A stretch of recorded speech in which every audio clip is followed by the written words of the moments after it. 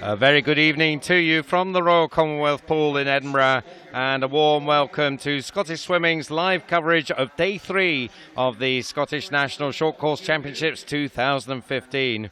We brought you 2 days of exciting action, 1 day to go. This is it, as some of Britain's best look to make an impact in the pool in the year leading up to Rio. I'm Duncan McKinnell, and I'm joined this afternoon in the commentary box by Ali Wyke, the Scottish Swimming Performance Director. A very good evening to you, Ali. Evening, Duncan. Looking forward to a great day swimming. It's going to be really good, I think. If it's anything like the last 2 days, we have had some super races over those 2 days. Here's some highlights from yesterday's action.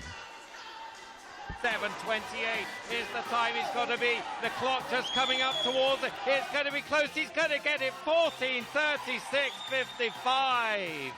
Oh, marvellous. I just went in and decided that I would try to enjoy the experience as much as possible.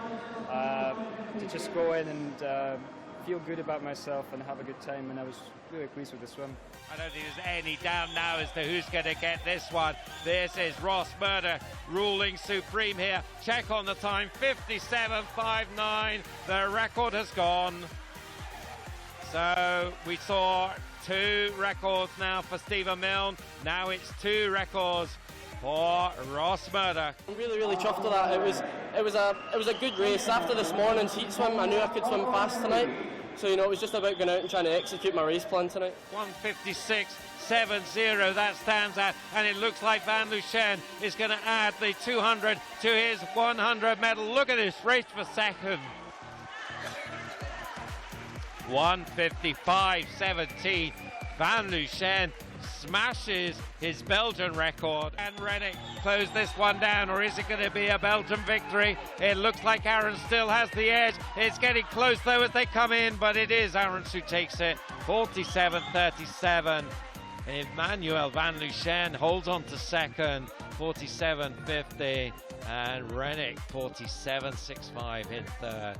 It was a really good race. It's great that the Belgian swimmers are over here because they're really fast in the 100-meter event, so really enjoy racing those boys, and you know, to come third against caliber of them swimmers is, I'm still pretty happy with it.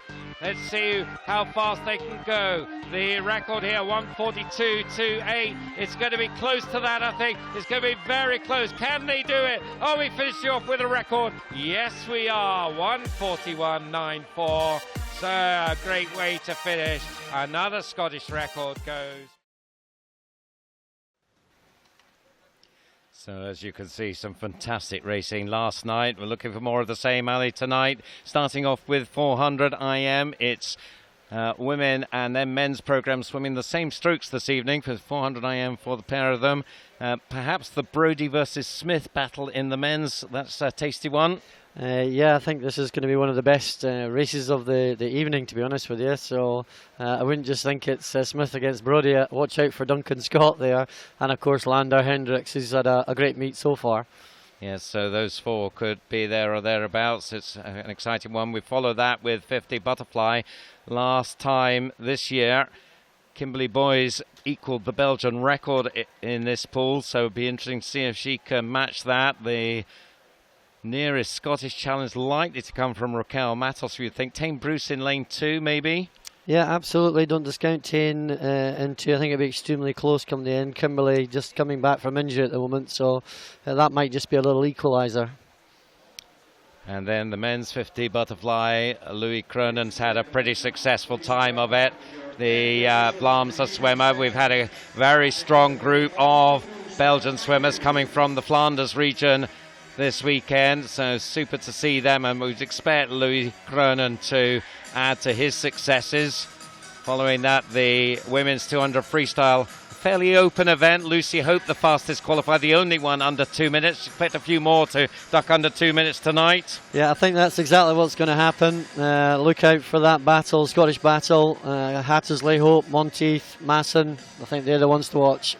Hattersley, of course, the gold in the 400 and the 800. Can she go down to 200 and get the hat trick? I think I fancy Lucy on that one, but Camilla's definitely in fantastic form.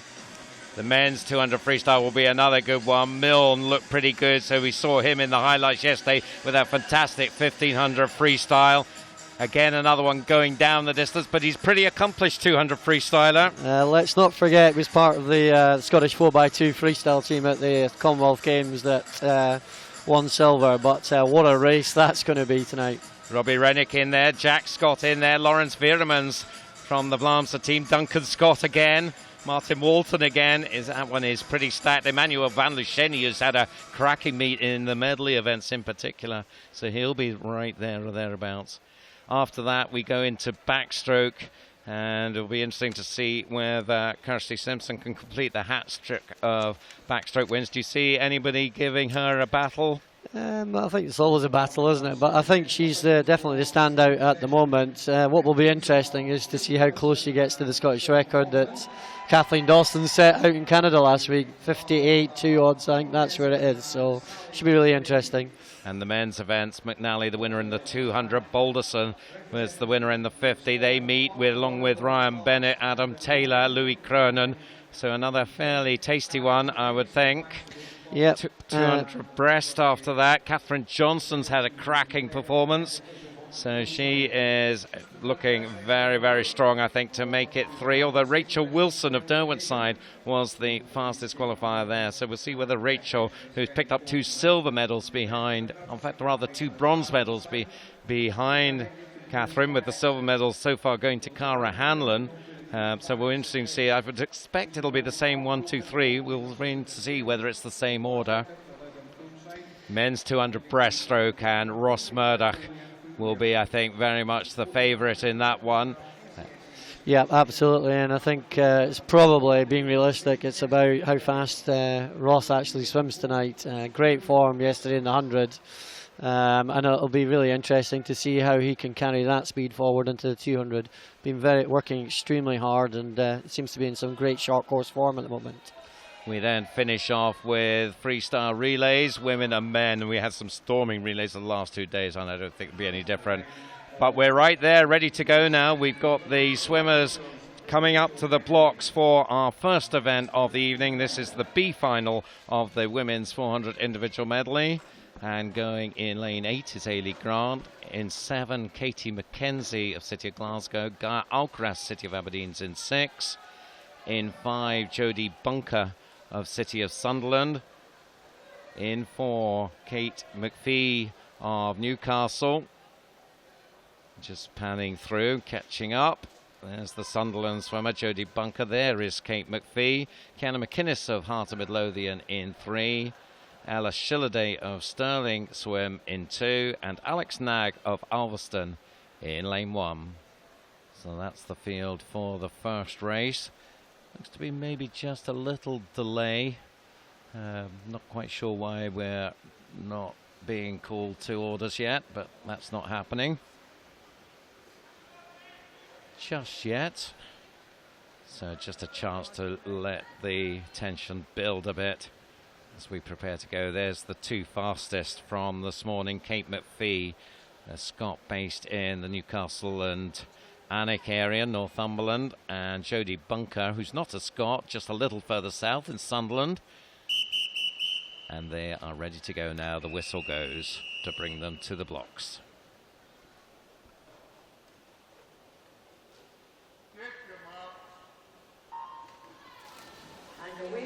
Two swimmers ducked under 5 minutes this morning in the heats, Kate McPhee and Jodie Bunker, 4:57.9 and 4:59.5 respectively. But it's the butterfly specialist Kiana McInnes in lane 3 who is making the early running. That's not a surprise, Ali, I wouldn't have thought. No, absolutely not. And I suppose it's the economy of effort on the fly for Kiana. Wants to go out quick to maximise her strength, but doesn't want to go out too quick that she burns herself out for the rest of the race. Yes, just 14 years old, Kiana, and well, she's not having it all her own way, because it looks as though, in fact, it is Jodie Bunker now who's got the narrow advantage. Not too much between those two. Third place, Kate McPhee, as they come down towards the first change of strokes, and it is Jodie Bunker now who has got the advantage, a clear advantage of body length or so, coming up to the 100. Turns in 1:05.07.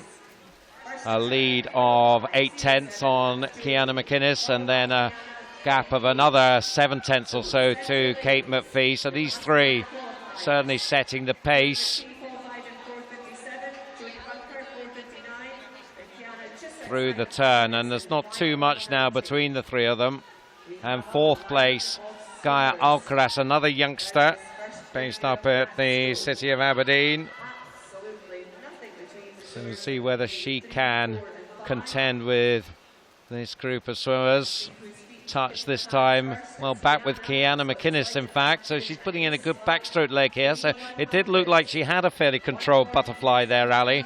She did, and for somebody who goes 62 for a 100 fly, going out in 65 shouldn't be too much of a problem.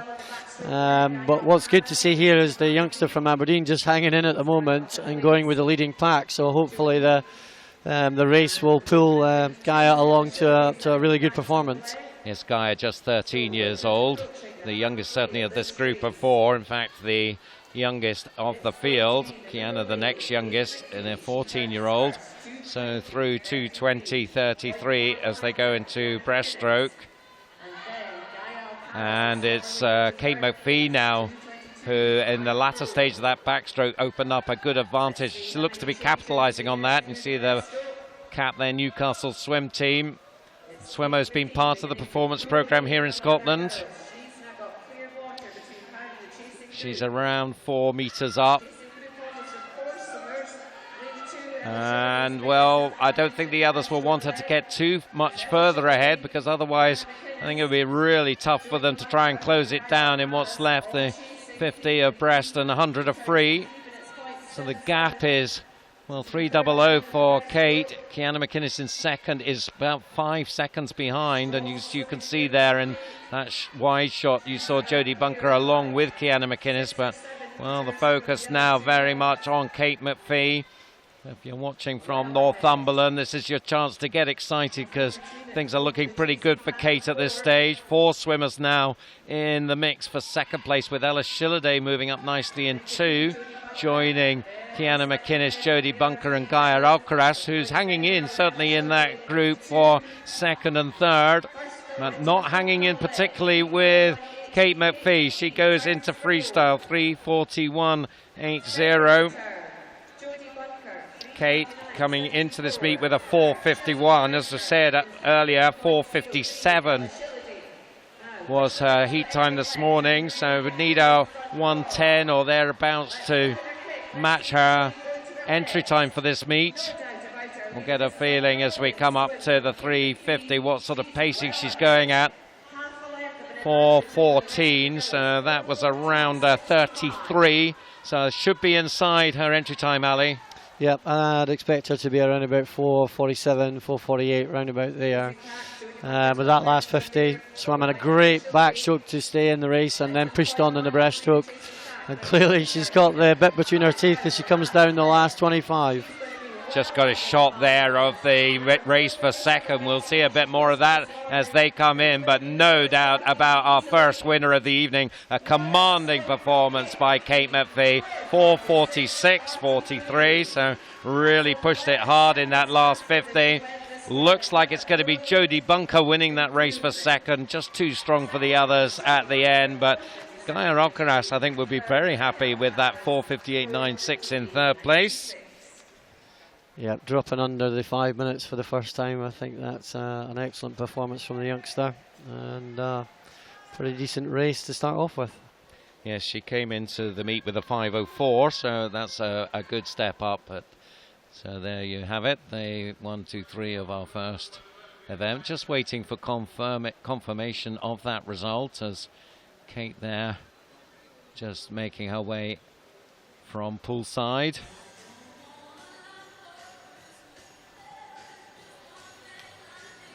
Looks like we must have confirmation of that, because we're now moving on to the A final. Of course, Hannah Miley is the renowned Scot on the women's 400 IM. She's got other business this weekend, up being part of the European All-Stars over in Indianapolis. Not the result they will have wanted, but Hannah doing her bit for the European cause there. So we have here in the finalists, that's Victoria Milburn going for City of Glasgow in lane number 8. Beside her in 7, representing City of Aberdeen, Jessica Thompson. Laura Gillingham goes for Derwentsside in 6. In 5, Jennifer King of South Lanarkshire. In lane 4, the fastest qualifier from Geary, Orla Adams. In lane 3, from the Borough of Stockton, Niamh McDonough. In 2, Millfield's Isabel Jones. And in lane 1, from South Lanarkshire, is Nikki Miller. So they're the 8 swimmers, the fastest by a fair distance, Orla Adams. So can they keep this title in Geary, the Inverurie club?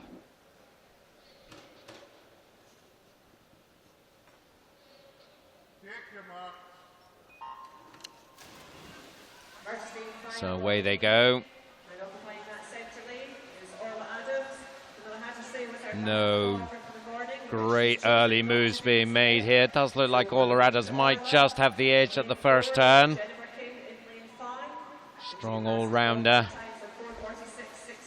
Beside her, Jennifer King of South Lanarkshire. Over in lane 1, Nikki Miller going well. So South Lanarkshire making some early moves here, but it is Orla leading at the 50 by 900ths, 30-31 against Jennifer's 34-0 and Nikki 30-64. And the second half of the butterfly, Orla just starting to open up a bit of a gap here.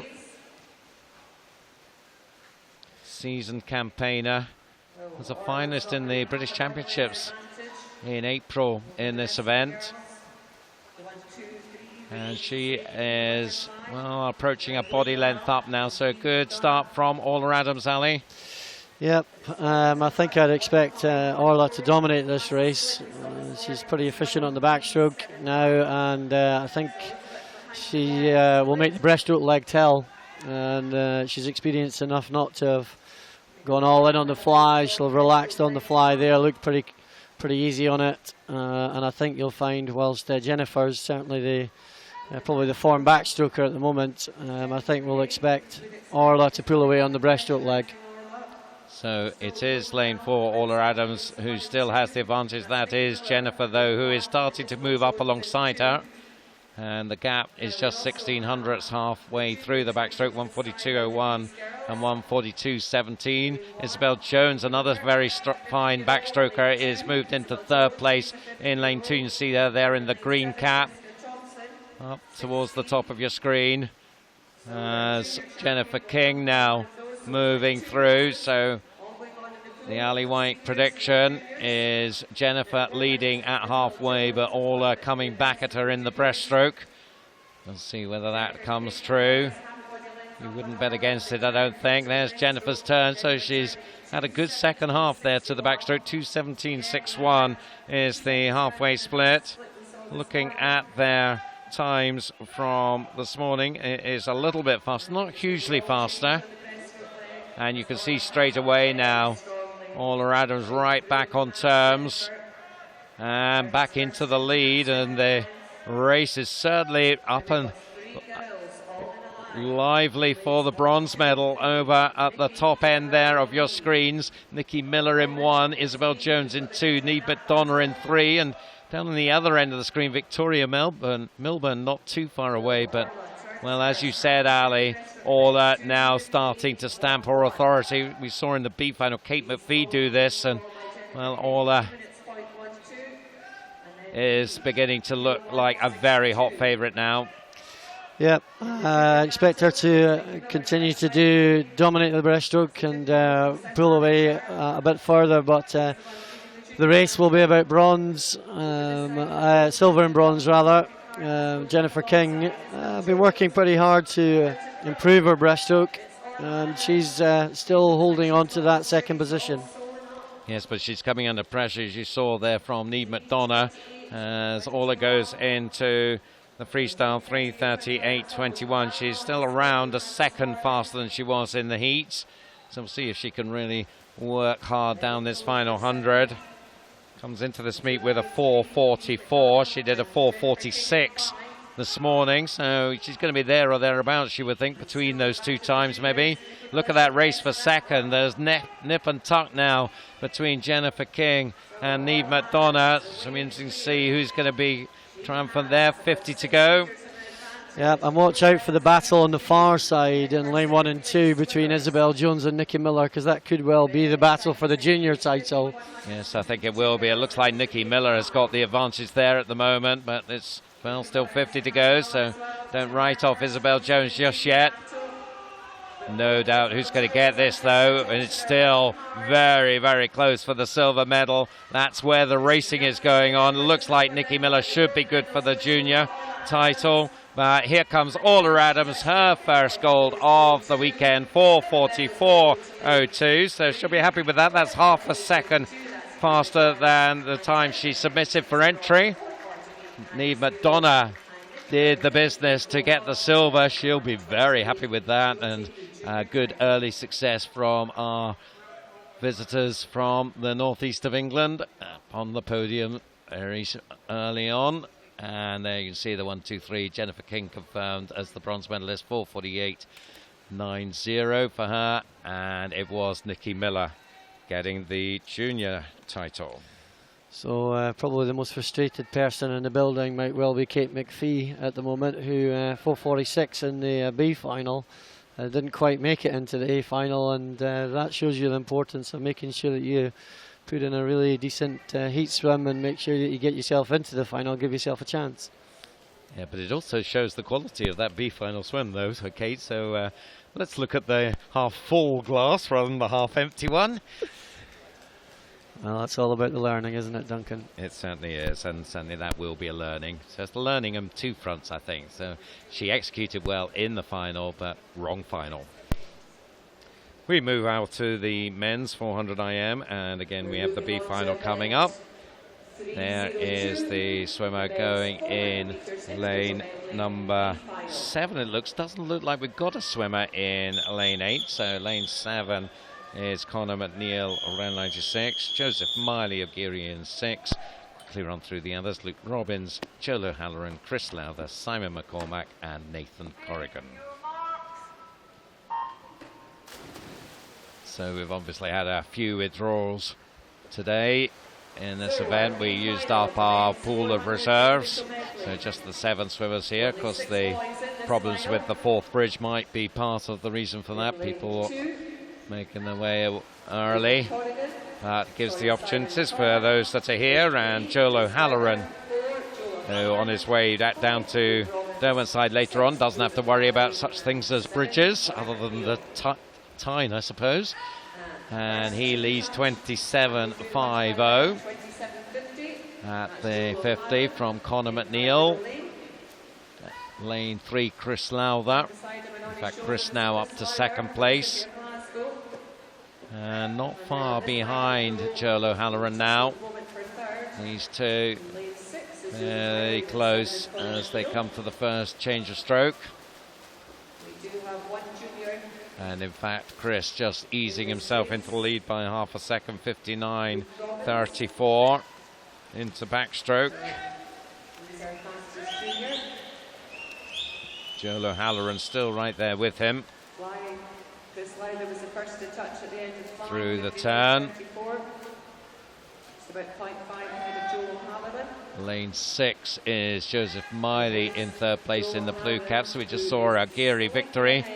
There's Joseph also representing Geary, and he is coming up and not far away from the 2 just ahead of him. O'Halloran 1:34.87 now has about 4/10 on Lowther. Yeah, Chris Lowther, a kind of distance specialist, if you like, so 400 IM right up his street. You in lane number 5, you've got Luke Robbins there, so I wouldn't discount him, although he looks as though he's a wee bit down at the moment. He's just in touch, come back a little bit there. And I think if he's in touch come the freestyle at the end, then he'll not be a million miles away from challenging at the front of the race. So at halfway, it's Joseph Miley, after a good backstroke leg, has moved into the lead by a second or so. There's the shot of him. 2:81 was his halfway split. So we'll see the breaststrokers, and right back into the lead straight away, Joel O'Halloran, and he's looking pretty strong in the breaststroke. There you can start to see Luke Robbins moving up in the green cap in lane 5. But, well, Joel O'Halloran in the white of Derwent's side certainly at the moment looks to be the man to beat. O'Halloran 4:26 in the ASA Northeast Regionals in November. We'll see whether he can improve on that tonight. 4:28 was his time this morning. Certainly opened up, and we've pretty much seen that now in all the 400 IMs, that breaststroke has stretched the field out. Those technical skills in breaststroke at this level proving decisive. 22.15. So the lead now over 6 seconds. Joseph Miley still has second, now the third, and Robbins fourth. Joel, 75 to go. I think has this one in the bag. So still to see a real tight finish tonight. When do we think that's going to come? Not this time, I don't think. No, I think Joel's got this one wrapped up, a super breaststroke leg there, but a pretty tight finish for second and third, I think. So I think going to be in the low 420s. I think I would put money on him improving his 426 that he did at the Northeast Regionals. Turning around the 410 mark, 409 mark at their final turn. Second now looks like Chris Lowther. As you said, the distance specialist, so strong on the back end there. 4:23.64. I think he'll be pretty happy with that. It'll be interesting again to see where that stands in the A final. 4:29.10 for Chris Lowther. 4:30.54 Luke Robbins coming up to take third.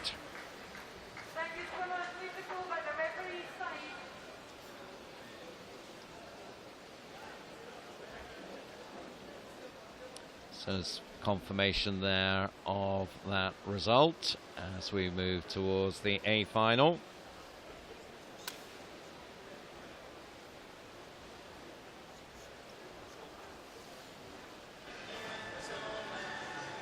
So we see there Joel coming in and just having a look up at the scoreboard, and here come the A finalists. Luke Robbins with that time in third place it was in the end, will earn himself the junior title there. No juniors in this A final. They've made their way out, and there you can see the familiar swirly S of the City of Sunderland on the cap, worn by Zach Logue in lane 8. In lane 7, representing first, is Callum Laurie. In lane 6, for Varmsa is Lander Hendricks.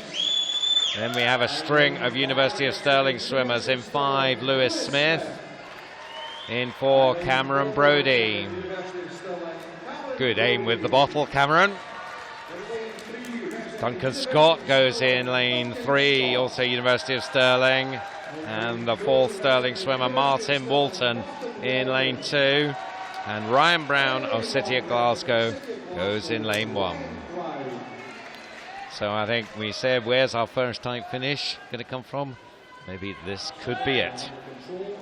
Yep, Duncan, I think this is going to be a tight one.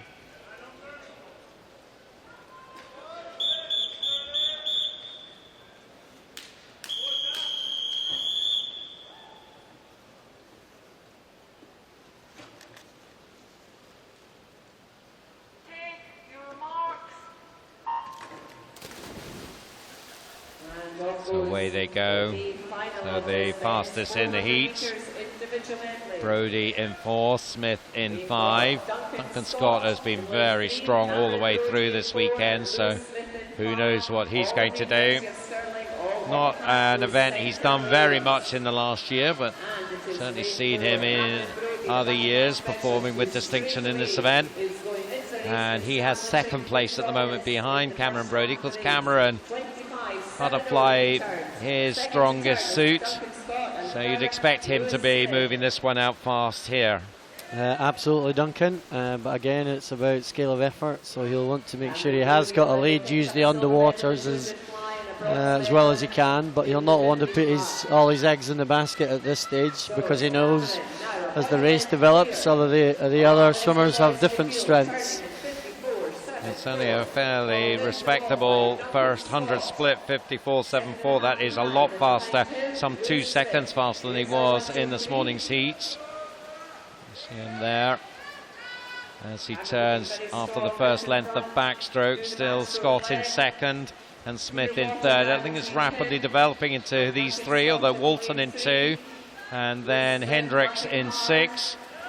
Maybe still in touch to feature later on in the challenge for medals, as Brodie looking to consolidate his position, his lead now around about 2 and a bit seconds, and Lewis Smith now pretty close to Duncan Scott, and the two vying for fourth, Walton and Hendricks, turning fairly close together, but still it is Brodie. Will breaststroke be a bit of a weakness for Cameron Brodie, or can he hold them off in the breaststroke? I think he'll be he'll want to stay ahead on the breaststroke. It's not his strongest stroke, but he showed yesterday in the 200 IM it was pretty effective. The thing on the 400 though, unless you're super efficient, those that are will eventually hunt you down. So let's see what happens here. This perhaps is the critical stage of this race. If Brodie can hold a decent advantage here, he's going to be hard to catch in the freestyle, but well, Lewis Smith is leading the comeback kids. And there is Brodie halfway through the breaststroke now. We'll just check the gap, 2:32.82. So the gap is down to about 2.5 seconds, slightly under. Smith has about 1.5 meters on Hendricks third and Scott in fourth. It's a great move from Lewis just coming up now, but I guess really it might come down to how close Duncan Scott is to both Lewis and Cameron, and whether or not he can utilise the strong freestyle that we know he's got. And Hendricks might be a contender in that, because he's had a strong distance freestyle performances this weekend, so he could come back hard in this last 100. So with 100 to go, we're down to less than a second now between Brodie and Smith, 3:09.42 and 3:10.08. And Lewis Smith certainly at the moment is the one who's putting in the challenge. The other two, Hendricks and Scott, have a lot of ground to make up, around about 4 or 5 meters here. You can see the four of them in the shot. Walton a bit further back, but it's Brodie and Smith, the two training partners from Stirling, absolutely together with 50 to go. There's only a 10th in it here, so we asked for a close finish in this one, and that's exactly what we're getting here, as maybe for the first time looks like Lewis Smith hits the front. Here comes Duncan Scott though, he's not out of this yet, as they turn for home, and it is Lewis Smith who's got the advantage. Cameron Brodie being attacked hard by Duncan Scott, but no one is going to catch Lewis Smith. The wily experienced swimmer takes the honours there, 4:07.64. Duncan Scott storming through at the end, takes the silver for 8:04. Cameron Brodie led for, well, suddenly all but the last length, but he settles for the bronze medal. Not sure settles happily for it, but that's what he's going to get, 4:09.26. And that race certainly did not disappoint, Ali. Absolutely fantastic race, and just shows you the experience that Lewis Smith has. Played his cards absolutely bang on, knew when he had to make his move, pulled it back on the breaststroke and just had enough to hold off Duncan at the end. And of course Duncan may well be feeling it, he just left it that little bit too late. He certainly had an awful lot to do in that freestyle 100 at the end there, and even for Duncan's pace it proved in the end too much for the gold, although he was closing very, very fast at the end there. So we go to presentations now. As you can see, the lights have been dim. We're seeing a great light show here. You can see that new Scottish Swimming logo swirling in the water. And there we have our first medalist. These are the ladies for the 400 individual medley. And the bronze medalist from South Lanarkshire is Jennifer King.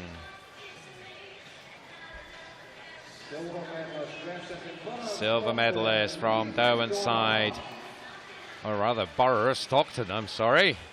So apologies to all our northeast of England viewers. Borough of Stockton's Neve McDonough. And Orla Adams of Geary is our Scottish champion.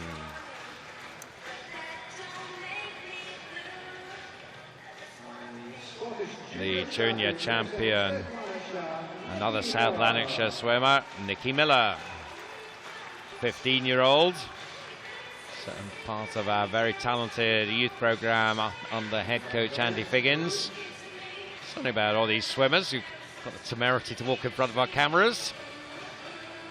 They'll be focusing on whatever they've got to do next, quite possibly another race to come.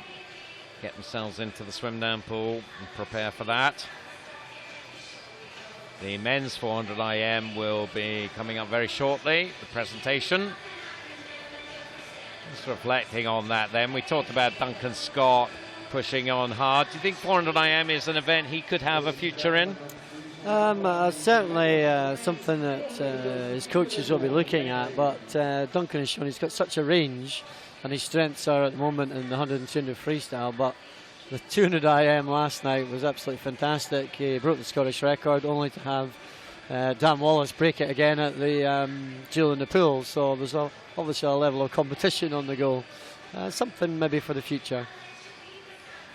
Ideal when you have got these swimmers competing against each other and knocking the records off to and fro between them. Great swim from Cameron Brodie, ends up with the bronze medal. He really pushed it out hard and gave it his all. So bronze medalist for him. Of course, it's University of Stirling 1, 2, 3 here, and there's Duncan Scott, the silver medalist. We'll be seeing him again later on in the 200 free. And Lewis Smith, as you said, Ali, he worked that one very intelligently, didn't you? Didn't panic when Cameron went out so hard early on, and knew, think exactly what his plan was to get the win. Luke Robbins there, the junior champion, after that excellent swim in the B final. Congratulations, gentlemen. Thanks very much to John and Lewis for doing those presentations for us. Women's 50 butterfly is next to go. The lights come back up and we prepare for our B final. And there, ready to swim in lane 8 is Edinburgh University's Rachel Sharples. Megan Grant in 7, Meg Finnan in 6, Freya Rayner in 5, Evie Edwards in 4, Emily Horn in 3, Gillian Clark in 2, and Eve White in 1. 28, the heat times here. And we've got strong showing of red caps. Freya Rayner is going well here. Lane 4 now though, Evie Edwards maybe just has the edge. It's tight, also Emily Horn up there, but it is Evie Edwards who takes it 27.78, so ducking under 28 seconds. 27.58 her entry time for this meet, so pretty close to that. Emily Horn dead on 28 seconds, and Rachel Sharples coming from lane 8 to take third place in 28.3. The lights stuck down for our A final. Scottish record in this one, 26.40, so we're interesting to see how close swimmers can get to that. Sian Harkin holds that. Seen a little bit of Sian in this event, although in this weekend, not in this event. And here they come, the A finalists, and in lane 8 for the City of Glasgow, it's Anna Fleming. In lane 7 from Antwerp, Sarah Van Leensieler. In lane 6 from University of Stirling, Julie Hunter. In 5 from Edinburgh University, Raquel Matos. In lane 4 from Vlaamse, Kimberly Boys. In lane 3 from City of Aberdeen, Kirsty Simpson. In 2 from Edinburgh University, Tane Bruce. And in lane 1 from South Aberdeenshire, Jessica Christie.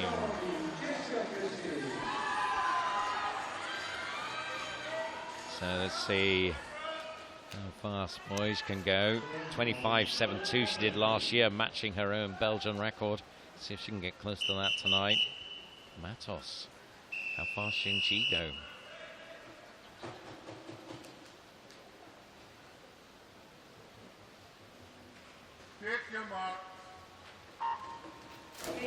So they're off. A nice starting technique there from Matos. Just gave her the early advantage, I think, although Boys covering it pretty quickly through the turn. Coming out the turn, there's not a lot between these two at all. Looks like through the turn it was just Matos, but Boys is right there with her now. These two coming in together. This is another really close one. Oh, it goes to Boys by a tenth. 26.71, 26.83 for Raquel Matos, and Kirsty Simpson gets onto the podium outside her favourite backstroke with the bronze medal there, 27.28. Kirsty Simpson there.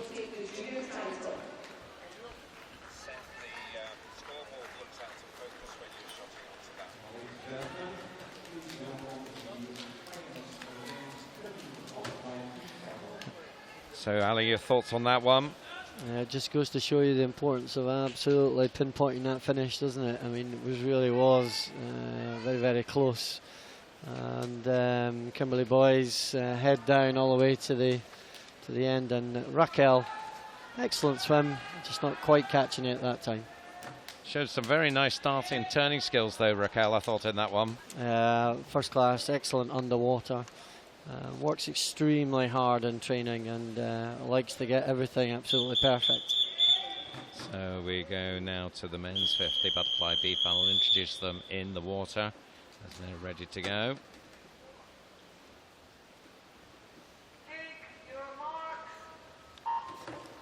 So it's Ryan Brown of City of Glasgow in 8, Callum Reid of Warrender in 7, Zach Dawson of Derwentsside in 6, Alex Forsyth, University of Stirling in 5, Conor McNeil of Wren 96 in 4, Ross Leslie of South Lanarkshire in 3, Gavin Haggerwood, Geary in 2, and Joe Walsh of Newcastle Aquajets in 1. And look, well, you can decide who's going to win this one because they're all coming in absolutely together. But the touch goes to Derwentsside, Zach Dawson in 25.53. He's around 3/10 faster than he was this morning. So good swim from Zach. Second place, Callum Reid, and third place, Ryan Brown. 25.79, 25.81 for second and third.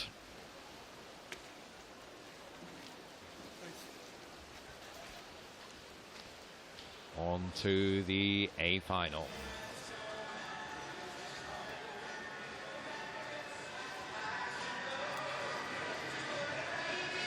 Here they come.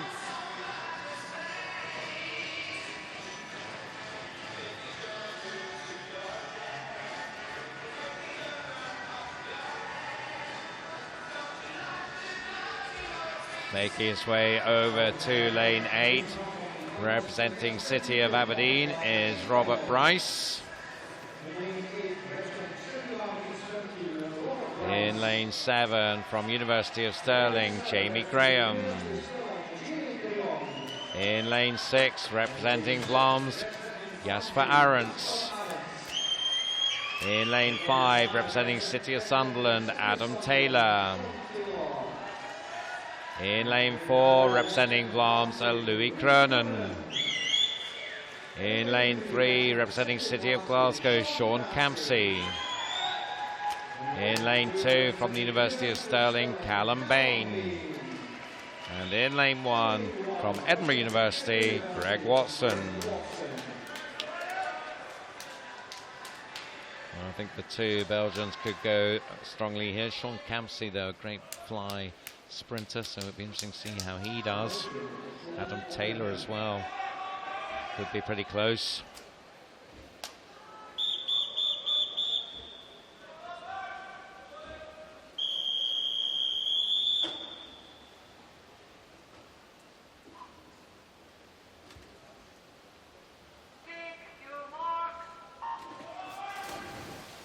So away they go. All coming out of the dive pretty much together. Maybe lane 6, Jasper Arendts just showing. Coming out the turn though, lane 4, Louis Kronen. So certainly the two from Vlaams going well. The Sunderland swimmer Adam Taylor is close, so is Campsey, but the touch going to Kronen, 23.56. Second place, Sean Campsey, 23.83. And third place, Jasper Arendts, 23.85.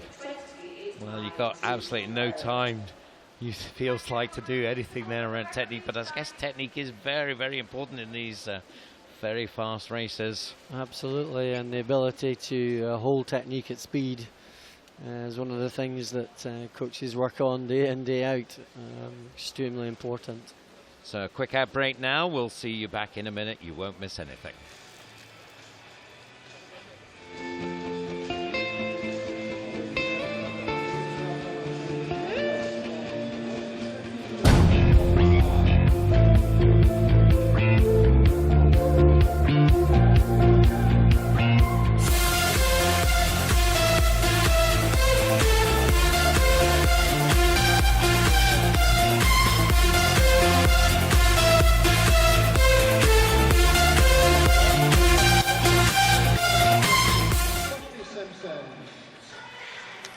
So just in time to see the presentations for the women's 50 butterfly. The bronze medalist there, Kirsty Simpson, City of Aberdeen, one of her teammates picking up the medal. She'll be preparing for her backstroke swim.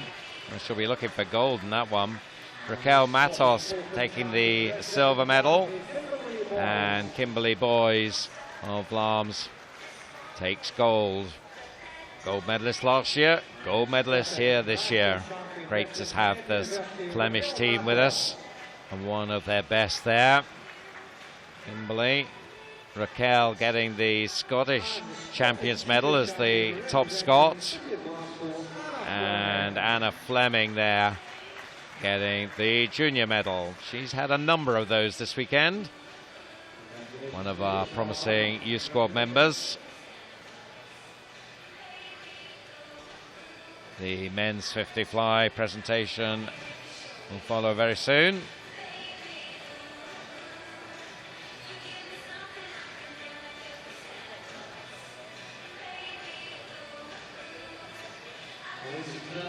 And here they come, laid out by our bronze medalist, the Vlaams swimmer Jasper Arendts.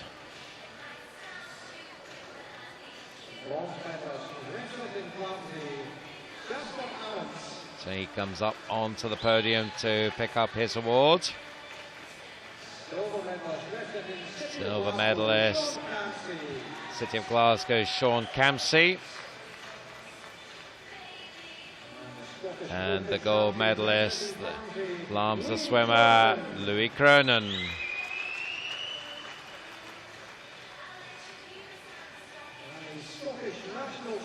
Sean Campsey is the Scottish national champion. So he picks up a gold medal as the top Scot. And the junior champion is Aberdeen's Tom Bealey. He's getting a good cheer from the crowd. Congratulations, gentlemen, well done. And many thanks to Tatiana Harris and Eddie Gilmore. 200 freestyle follows, women and then the men. Talked about both of them in the intro. Could be two pretty interesting races in the A finals coming up here.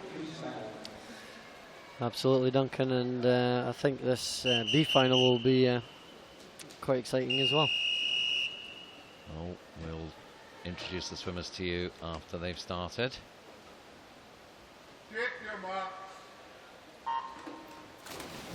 Machine Ramsey for Warrender at the bottom of your screen in lane 8. Emily Horn of Perth next to her. Hayley Duthie, City of Aberdeen in 6. Meg Finnan at South Lanarkshire in 5. Danielle Huskisson of University of Stirling in 4. Gillian Clark, Edinburgh University in 3. Samantha Caulfield of Edinburgh University in 2. And Lauren Pirouet of First in 1. Lane 2, Samantha Caulfield, I think first to turn, yes, 28.42 from Danielle Huskisson and Gillian Clark. Also right there, Meg Finnan, that SLS on her cap, South Lanarkshire Swimming. They're the 4, just behind them, Emily Horn. And up at the top of your screen, Lauren Pirouet. Just a couple of meters back, those two. Still Samantha leads, 59.74, so 31 and a bit pacing. So at the moment on target, I think, to be a little bit over the 2 minutes. Coming through now, Gillian Clark in lane 3. Just edging past her teammate Samantha Caulfield, and maybe coming under a bit of pressure from Danielle Huskisson, bronze medalist in the 4 and the 8, the open water specialist. 130.88 for Clark, 131.27 for Huskisson with 50 to go. Gillian Clark, though, looks to be holding Danielle at the moment. Coming down to the final turn. And I guess one thing you wouldn't expect from Danielle is a fast finish, as very much the endurance swimmer, not the sprinter. And it is going to be Gillian who will hold on to this one, and she comes in 2:01.37, quite a bit faster than she was in the heats, around about 3 seconds. Danielle Huskisson in second place and Emily Horn in third. And great to see young Roisin Ramsey in there as well. A wee cheeky PB at 2:05, coached by Kostas Kaslitas, clearly working on the lines of Dave Marsh. And there is Jill making her way out of the pool as we prepare for the A final.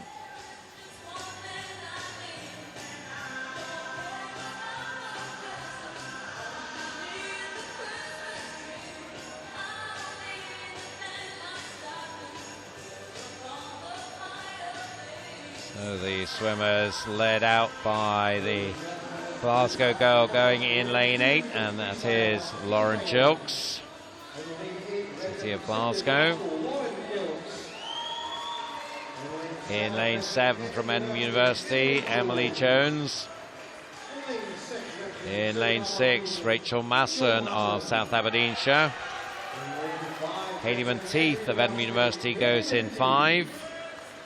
Her teammate Lucy Hope in lane 4. Camilla Hattersley of City of Glasgow in lane 3. Mary Kate McDowell for the University of Stirling goes in lane 2. And a third City of Glasgow swimmer in lane 1, the junior Anna Fleming. Be an interesting junior battle here between the two Glasgow girls. Lauren Gilks in 8 and Anna Fleming in 1. Anna Fleming has been on the podium many times as junior champion. She'll be looking to add another one here, but at the front, Hope, Monteith, Masson, Hattersley all have a chance. Jones maybe as well.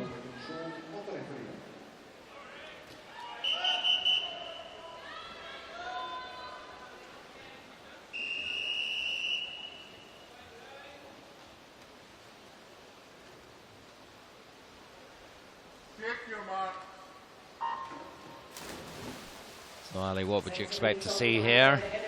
Well, I think it's going to be quite interesting, because normally you'd expect Camilla Hattersley the distance somewhere just to maybe just sit off a wee bit, but she's on some pretty good speed this week already, making the final of the 50 and being right up there near the front, so she's clearly got some speed with her at the moment.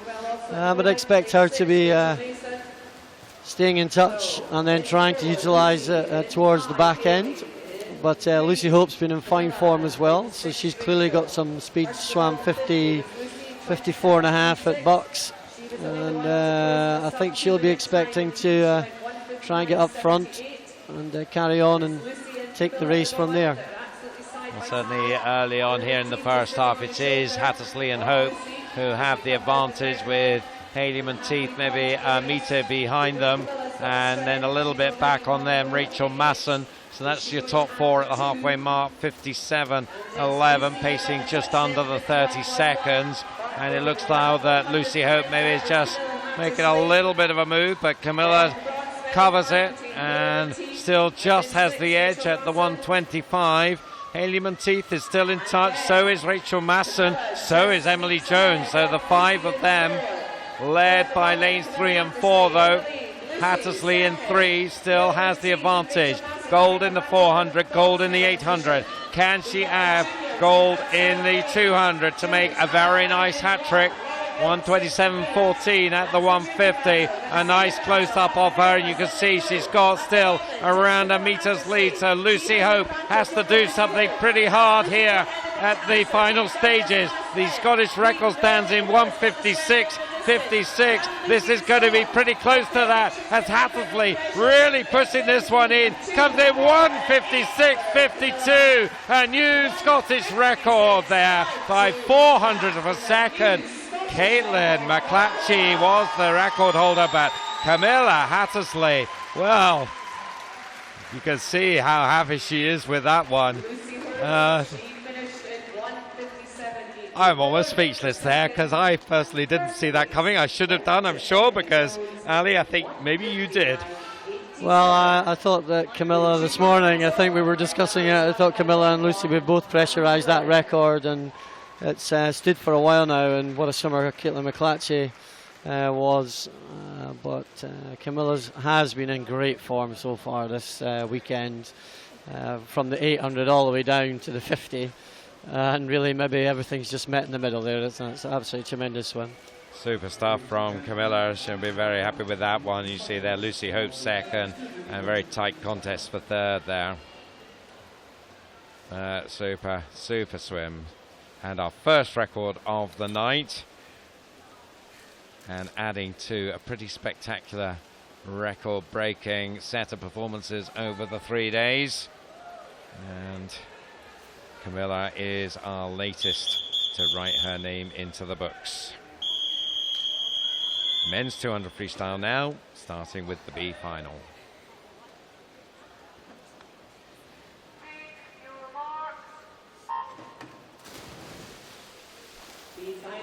So the B finalists, Stuart McIntosh of City of Aberdeen in 8, Angus Spar of South Lanarkshire in 6. Then we've got a lot of Flemish swimmers here. Ken Cortens in 6, Valentin Borisadlovich in 5, Thomas Thijs in 4, Jordan Hughes of Stirling University in 3, 2 more Flemish swimmers, Dries van Gertsenhoven in 2, and Alexander Trapp in lane 1. It's Thomas Thijs who has a fairly good lead here, going down the second 50, around 1.5 meters up on Valentin and Jordan. I realise I completely mangled Valentin's surname there, so our apologies to our Flemish viewers here. Borisadlovich, I think you'll find it is, Duncan. Well done, Ali. I think any time I need you to say that name, you're on. He's currently in second place behind his teammate Thomas Thijs, with Jordan Hughes, I think, just holding off third at the moment from Van Gutsenhoven and Corton. So very much the Flemish swimmers dominating here with 50 to go, 120.27. And it is Valentin Borisadlovich there. Thank you. He leads coming down, but well, his teammate Thijs now is right there with him, and I think Thomas Thijs has maybe just got into the lead. Valentin is right there with him. Jordan Hughes trying to mix it with them, but oh, it's close. It is very close. Thomas Thijs though takes it 148.37. The gap on the scoreboard around 3 tenths. It didn't look anything like that. looked much tighter than that, and just 300ths between Borisevljevic and Hughes. But it was Thomas Tice taking it. 1:48.37 confirmation there on the scoreboard of that 1-2-3. So a very tight race there, and we might have another tight one here coming up in the A final. Yep, I think that was the starter there, Duncan, and hopefully we're about to have a pretty decent main course. Yeah, well, the women, of course, served up an excellent A final. Can the men match that?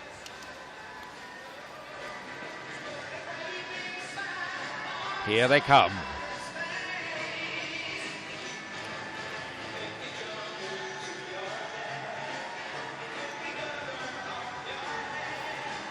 Of course, Camilla Hattersley with Perth City roots. Is that an omen? Well, it could be, Duncan, but I think any one of 4 could have this one, to be honest with you, maybe even 5. There in lane 8 is University of Stirling's Craig McLean. In 7 from University of Stirling, Martin Walton. In lane 6 from University of Stirling, Duncan Scott. His second race of the night, as it is for Martin Walton. Lawrence Vieremans goes for Vlaams in lane 5. Stephen Milne there, Perth City in lane 4. 2 more University of Stirling swimmers, Jack Scott in 3. Robbie Rennick, comparatively outside lane for him, goes in lane 2 for University of Stirling. And Emmanuel Van Luceni, who's dominated the individual medley 100 and 200, goes in lane 1 here in the 200 free.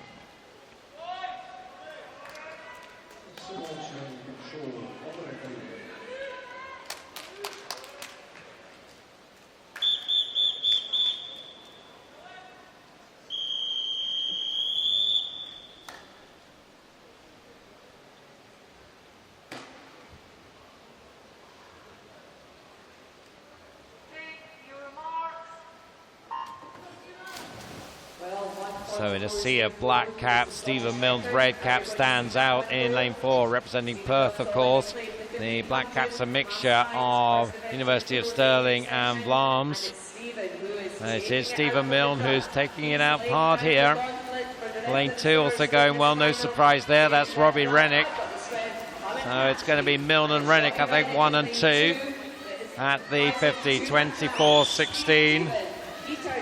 24.37 for Rennick, third Van Luceni over and lane 1. But, well, not much between Milne and Rennick here.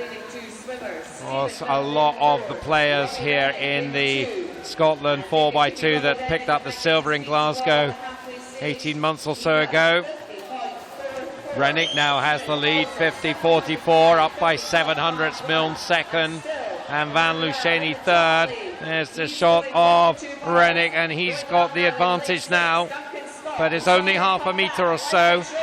Looks like we're down to 4 swimmers here, I think, because Milne's still very much there. So is Van Luceni in 1, and Duncan Scott in lane 6. So they're the 4 with 1:16.81 with 50 to go.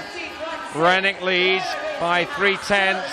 Is he going to be able to do enough to hold on to this one? It is still Rennick as they turn for home. He's got about half a metre. Can Milne close it down here? It's tight over Van Luceni in lane 1. But this is Rennick versus Milne here. And this is going to be on the touch. Who gets it? Rennick does. 1:43.58. And another Scottish record bites the dust. Both of them, in fact, inside the old Scottish record of 1:44.04 set by Andy Hunter. Not just 1 but 2 Scots going inside that record time. Emmanuel Van Luceni takes the bronze, 1:44.40 for him, but Robbie Rennick picks up the gold, and he was pushed all the way but showed a lot of character to bring that one in there with the sternest of tests from Stephen Milne. Yeah, delighted there for Robbie. What a swim. Really got after it, but controlled on the first 100, and that allowed him to have a little bit left on the last 50, because we all know that Stephen's going to be strong What a turn that last turn was from Stephen, put him back in the race, didn't it? And a terrific finish. Delighted for Robbie. He's been working extremely hard. A wee bit of illness earlier on, which is why I missed the European short course, but a nice little bit of recompense there for him, and certainly deserved that. And a great finish to a pretty good year for Robbie, with, of course, his performances in the 4x2 relay in the summer in the World Championships, part of that gold medal winning team. Yeah, he was absolutely delighted about it, but he's got some strong foundations, having worked with the City of Glasgow and City of Aberdeen before that, and now he's just changed his training with his coaches, Ben and Stephen at the University of Stirling, so he seems to be trying to maximise every inch of his career at the moment. And certainly the strength in Scottish swimming in men's 200 freestyle lives on. Absolutely, and don't forget Duncan Scott down there at the bottom. We just came out the 400 IM and then 144.6, so it's a pretty good effort. So the women's 200 freestyle medal presentation is next up. And the bronze medalist Emily Jones from University of Edinburgh. Silver medalist. She pushed very hard all the way through that race. Lucy Hope of University of Edinburgh. And that new Scottish record time, 1:56.52. Camilla Hattersley of City of Glasgow.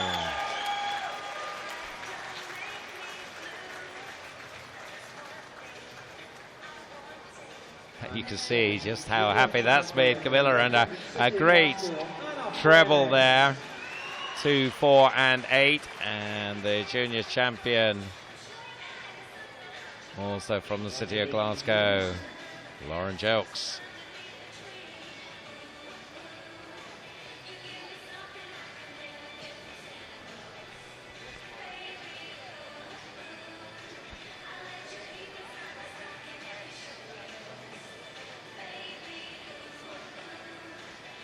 Ladies and gentlemen, please welcome the medalist for the men's 200 meters freestyle. And the men's 200 freestyle now.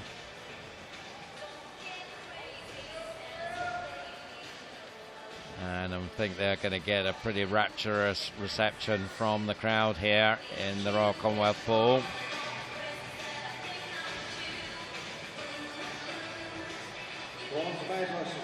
The bronze medalist from Vlaams, Emmanuel van Luchenien, 1:44.40. Silver medalist representing Perth, Stephen Milne. The City's Stephen Milne this time has to settle for the silver inside the old record mark, but, well, just behind that man on the right of your screen, our new Scottish record holder and the gold medal in this one from University of Stirling, Robbie Rennick. 1:43.58 is the new record mark. And the Scottish junior champion representing first, Brian Rexon. Brian Rexon is our junior champion. Exciting talent for the future, the 15-year-old from First. So some last reflections on that race, Ali? Well, it proved to be everything that we thought it was going to be, I have to say. Stephen working extremely hard. We know he's been doing a power of work over the last couple of months, but he's certainly utilising some of that in the races, and it's kind of a free sim for him really just to go for it, and he did just that. But great for Robbie Rennick, a wonderful Scottish record there. We move now to women's 100 backstroke, the B final.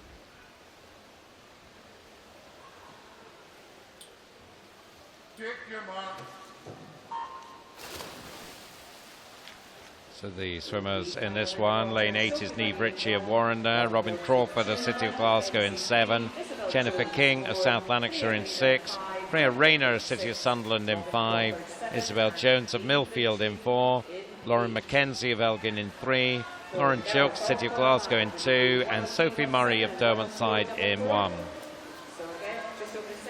A number of these swimmers making returns to the pool. Lauren Jokes in particular, fresh out of that 200 freestyle, so tough ask for her. She's in lane 2. She's going pretty well, 3rd place behind Rayner and Jones. Freya Rayner in the red cap, Isabel Jones in the green, coming up to the final turn, around the 47 mark. And they get close to the minute here. And certainly Lauren Jukes is going powerfully in lane 2 in this last length, so she's looking pretty fresh. That was an amazing recovery from her, and she takes it 102.30. Just touching out Freya Rayner, 102.37, with Isabel Jones taking 3rd place. Impressive stuff back to back there. Excellent back to back, and after going 202 odds in the 200 freestyle, which was an excellent swim, a really big PB for her, and then just showing her skills on that last turn there. Great underwater work that took her into the lead of the race, and she finished it off. Great swim there from Lauren. Yes, of course, Ian Wright now has been in post for a few months at the city of Glasgow and starting to make an impact. Well, I think the coaches there, Andrina and Heather and Graham, before that, done a good job and pulling through the summers, and Ian's now just starting to work with his team there, and hopefully we'll continue to see some progress over the coming months and years. All good stuff as we get ready for the A final. Of course, the women's backstroke records were rewritten last weekend by Kathleen Dawson over in Canada. Yeah, what a weekend she had last week. 58.11 is the new standing time for this event. It'll be a surprise, I think, if anyone gets close to that, but it's Kirsty Simpson who'll be looking for 3 out of 3. We've already seen her bronze medal. And what can she do here? Bronze medal in the 50 fly. In lane 8 from the University of Stirling, Emily Grant. In 7 from City of Aberdeen, Caroline McIntosh. She's the one junior in this A final. Helen Reid of South Ayrshire goes in lane 6. Natasha Houghton, the University of Stirling, in 5. Lane 4, there is Kirsty Simpson, representing City of Aberdeen. Chloe Barclay of Western Bartonshire is in lane 3. Megan Briggs of Warrender in lane 2. And Danielle Joyce. Now, she set a world death record this morning, so watch out for her and her time at the end here. 102.72, the record she set this morning. So we'll see if she can improve on that this evening.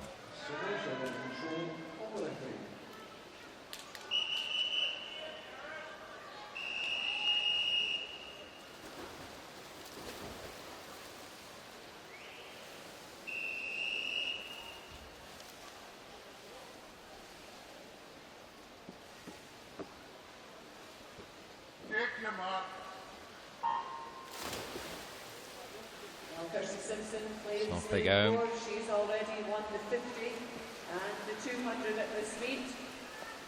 Ryan McIntosh showing nice starting skills there. The junior in lane 7, but through the turn looks like it is now Kirsty Simpson, her teammate, who's just edged into the lead, maybe half a metre up or thereabouts as they come up to the halfway turn. Natasha Houghton in the black cap beside her is half a second back, with Chloe Barclay of Western Berkshire turning 3rd, but it is Simpson starting to stretch this one out now, about a metre and a half up. Houghton still has 2nd. It's very close for 3rd. Barclay and Reid up there as they turn for home, and Kirsty Simpson certainly looking good to take this one. Houghton is looking most likely for the silver and closing slightly now on Simpson, who's maybe just tying up a little bit at the end here, but Simpson is going to take it. 59.86 for her. Pretty much bang on the time that she came into this meeting that she did at Inverness last month. So pretty satisfactory way to complete the weekend with a hat-trick of backstroke wins. Houghton 2nd there, 100.40, and Chloe Barclay takes a medal back to Western Bartonshire. I think their first of the meet. 101.14 for her. Yeah, an excellent swim there from Kirsty. She's had a pretty tough racing programme this weekend, and has shown that she's been working extremely hard. Hopefully that'll continue for the rest of the season. We'll see her in the summer. And noticeably there, Caroline McIntosh in there with a 61 point as well, which is great. City of Aberdeen going pretty well. Gregor McMillan doing a good job up there at the moment. Yes, good stuff there as we move to the men's 100 backstroke. B finalists there ready to go once the women have cleared the pool.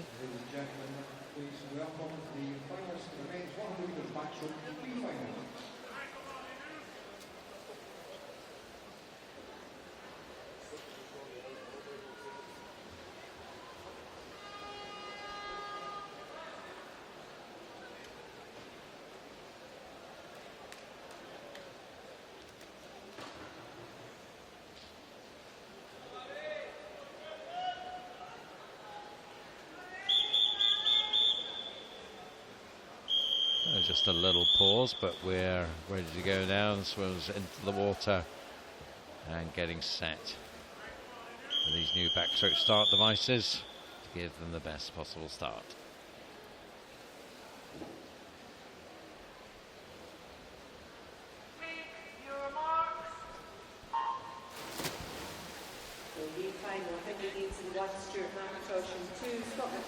Lane 5, Alistair Campbell with a strong start here, and he's going to be first through the first turn.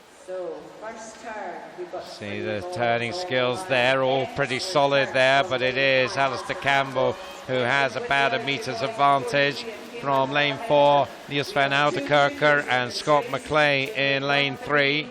These two vying for second. Look like McClay in the red cap just has it now, but he's behind Alistair Campbell, who is looking solid here really from the off, and he's now body length up through the final turn. His time in the heats was 55.75. I think he's going to be a fair bit faster than that here, and a pretty commanding win for Alistair here as he comes in 54.29, so improves by well over a second, about a second and a half there for Campbell.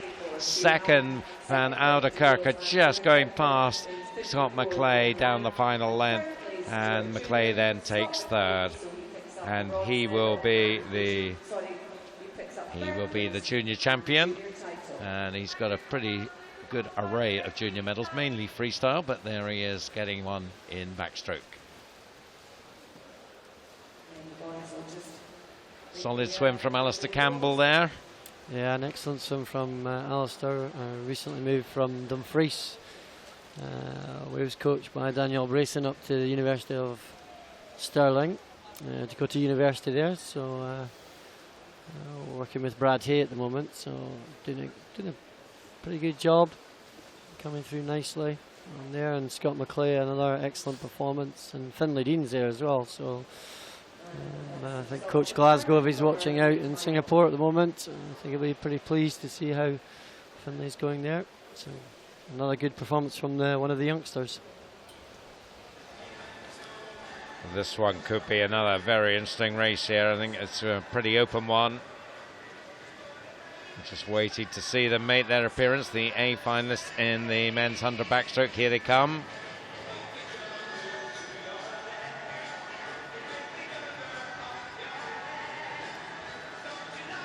A bit of goggle work going on there as they walk out.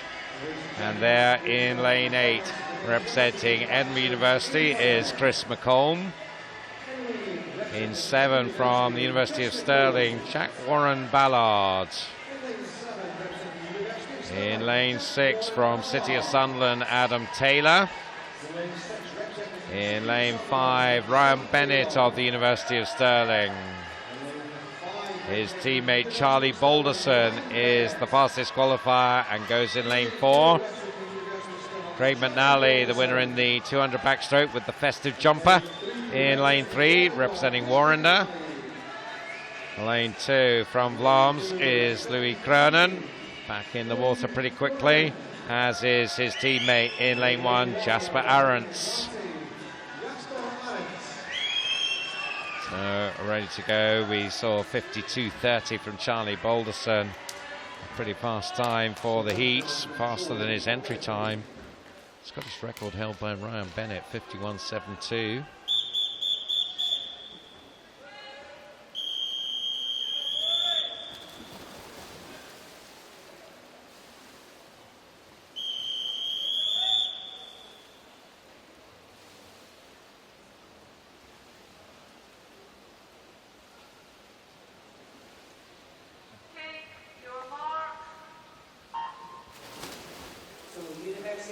Off they go.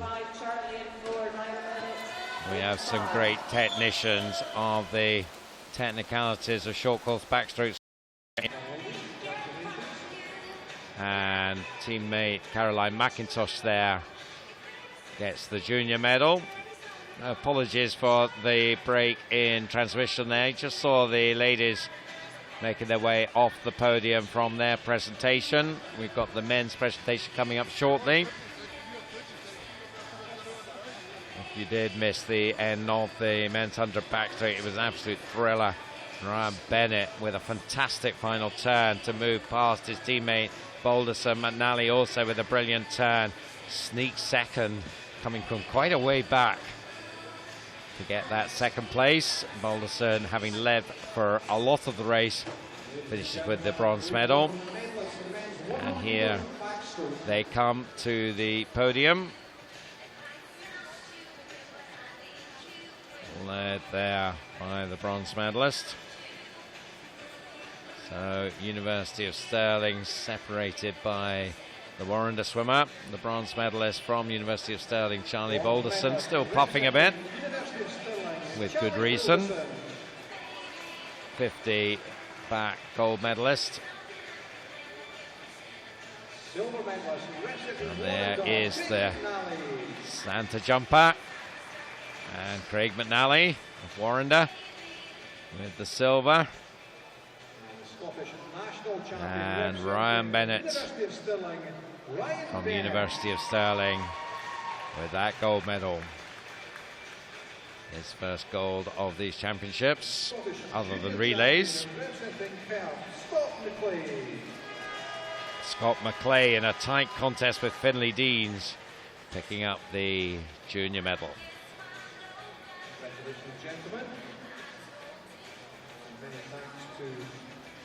Ryan looks fairly happy with life there. Yep, I think he will be delighted with that swim. He's been out in Australia for a few weeks, doing a little bit of training out there, and come back and loves the short course. Obviously got great skills off the start and he's underwater, so a great exponent of the short course swimming. Moving to 200 breaststroke now, the women's B final.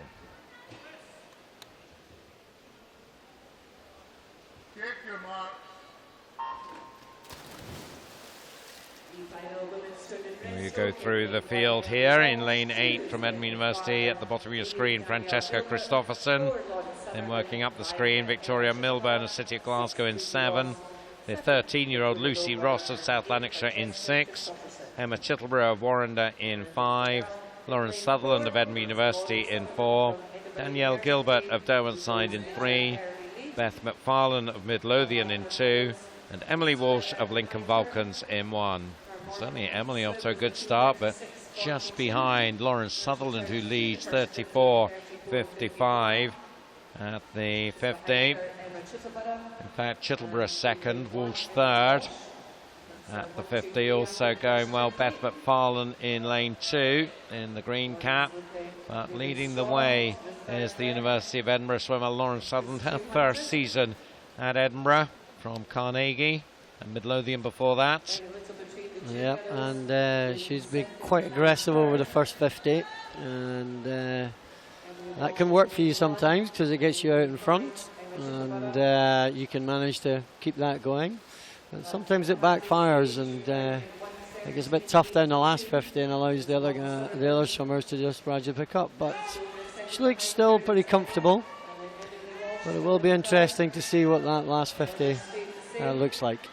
Emma Chittleborough, probably 200 breaststroke is her speciality, so maybe you expect her to pile on the pressure here, and you begin to now see her maybe starting to close a bit, or there's still around 1.5 meters separating the two of them. Emily Walsh continuing to go very well in lane 1, just ahead of Danielle Gilbert and Beth McFarlane.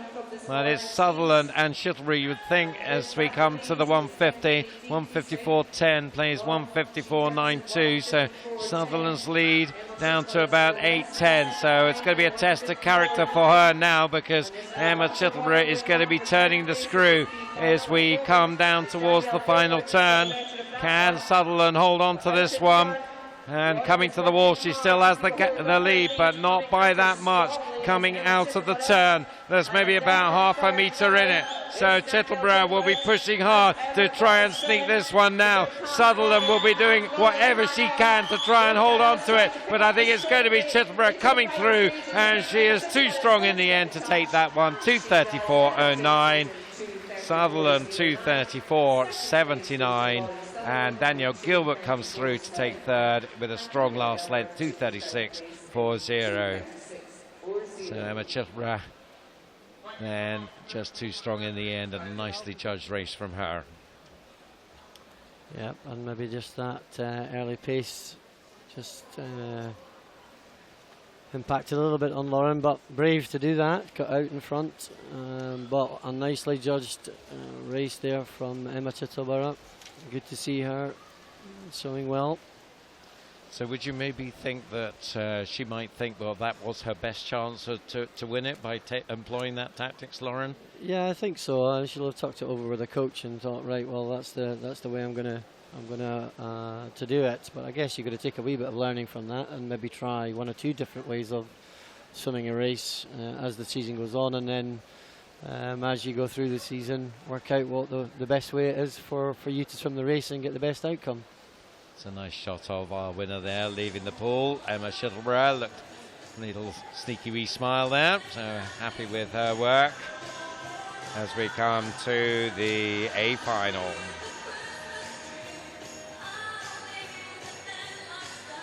Scottish record here, 2:20.61, Hannah Miley. Do you think anybody could get anywhere close to that? Not today, I don't think, Duncan. That was a fantastic record set by Hannah in the days of the shiny suits as well. So I think that might be a wee while before we start to see that one being challenged.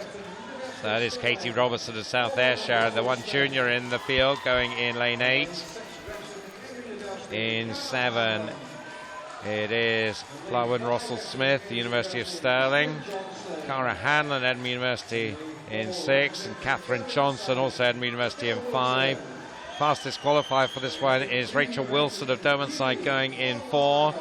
3 is Orla Adams, already seen her on the top of the podium tonight, going for Geary in 3. Rachel Taylor for City of Sunderland in 2. And Emma Crawford, Edinburgh University, in lane 1. Rachel Wilson, 3 bronzes, 2 bronzes in the breaststroke. Cara Hanlon, 2 silvers. Catherine Johnson, 2 golds. How's this one going to work out? They, I think, might be the 3 contenders. Orla Adams could be thereabouts, obviously on form tonight. Had a bit of a break since her 400 IM to recover. Well, it's Catherine Johnson from Edinburgh University that's been the in-form breaststroker. Catherine with nice starting skills there, and straight away up into the lead. Lane 3, Orla Adams, also a pretty good start. So they're going to be 1 and 2 at the first turn. Then Rachel, that's how it's finished, the 1, 2, 3 and the 2 shorter Coming distances. back down. What's going to happen tonight? The second now of 8 lengths. 2:20. Catherine Johnson. Is the Scottish record for this event. And it is Adams up there. Hanlon starting to make a move. She's in third. 33 seconds dead is the 50 split for Catherine. And suddenly it seems to be getting something from the turn there. Body length up on Orla Adams. Rachel Wilson just behind Cara Hanlon in 4th place. Cara in 3rd. Up in lane 1, Emma Crawford going pretty well.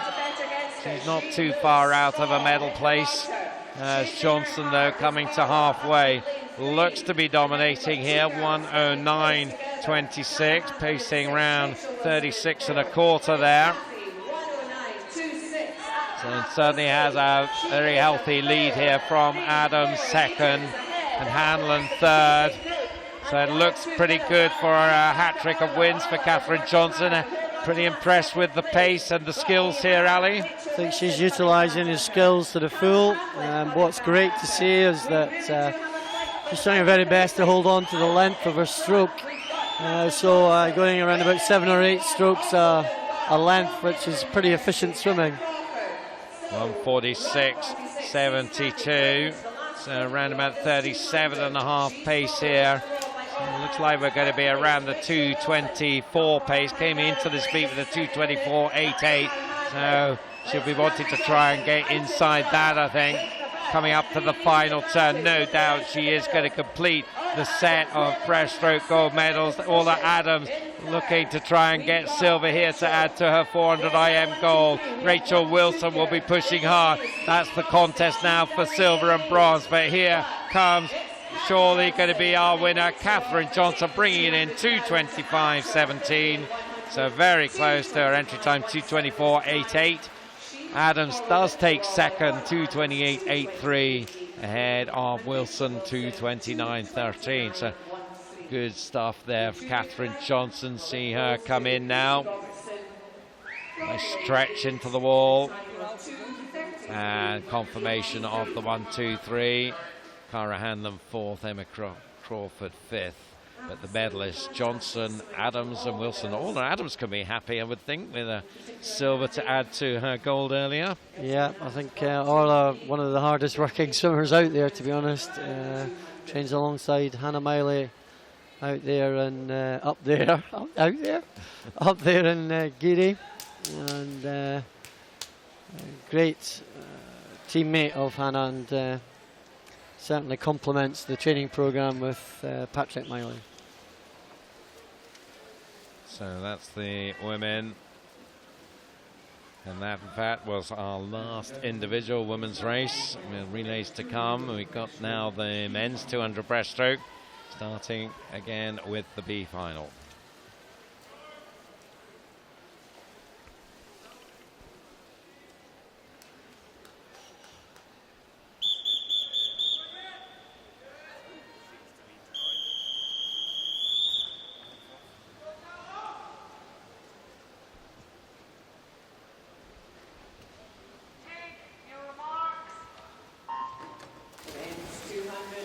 Starting at the bottom of your screen, we had Joshua Campbell of City of Sunderland in 8, Josh Mitchell of South Ayrshire in 7, his teammate Craig Barnes in 6, 5 Callum Laurie of First, 4 is Ewan Ingalls of Edinburgh University, George Clough goes in 3 for Warrender, Jack McComish, City of Glasgow in 2, and Ross Burns of South Lanarkshire in lane 1.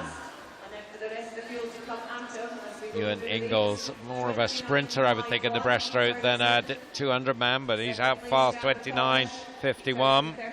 Yep, and Ewan's really gone out for it, and to be honest with you, this might hurt coming down the last 50. And it'll be a case of trying to hang in there, I think. Well, he was quoted as saying this morning anything under a 230 would be a bonus. He actually came in 220, so there's probably a bit of tongue-in-cheek stuff going on there, but well, we'll see what he's doing there. I think maybe, do you think this is a bit of a training exercise for him just to see what he can do on the back of a fast first 100? Well, he knows what sort of shape he's in, and he's probably trying to use his strength to try and win the race on this occasion, but you can see already now that the wheels are just starting to come off as the rest of the swimmers start coming back towards him. The question, I guess, is has he done enough in that first half? So leading the comeback here is George Clough, the junior from Warrender, and on his shoulder Jack McComish of City of Glasgow. You can see them there with 50 to go. It's all tightening up now. Callum Laurie, in fact it's Craig Barnes rather, in lane 6 is vying for third place here, but Ingalls at the moment Well, just about holding Clough, although Clough now is starting to have another go at him. And, well, as soon as I said that, the gap started shrinking again, coming out of the turn then. Let's see who's going to get this one. It is Ewan Ingalls trying to hold on. Has he got a little bit of sprint left in him? I think he might do here. Is it going to get it? Yes, he is. He hung on there down that last length. 2:17.50 against Clough's 2:17.58. And in third place, Craig Barnes 2:19.87. Well, a certain amount of guts shown there down that last length. No guts, no glory, as they say. What a swim from Ewan there. Just finding that little bit extra at the end. He must have been hurting big style. He was not going to have George get past him. A nice swim from George, though. It pushed him onto the season's best time anyway. Probably a lifetime best, I would guess. Entered the meet 2:18.10. So inside that. And, well, is that a precursor? Probably, I doubt it. I don't think this A final is going to be as tight as that. I don't think the next race is going to be that tight. Certainly not for first, but I think it really will be about how fast Ross Murdoch can actually go this evening. But tough, because I think competition will be limited on this one.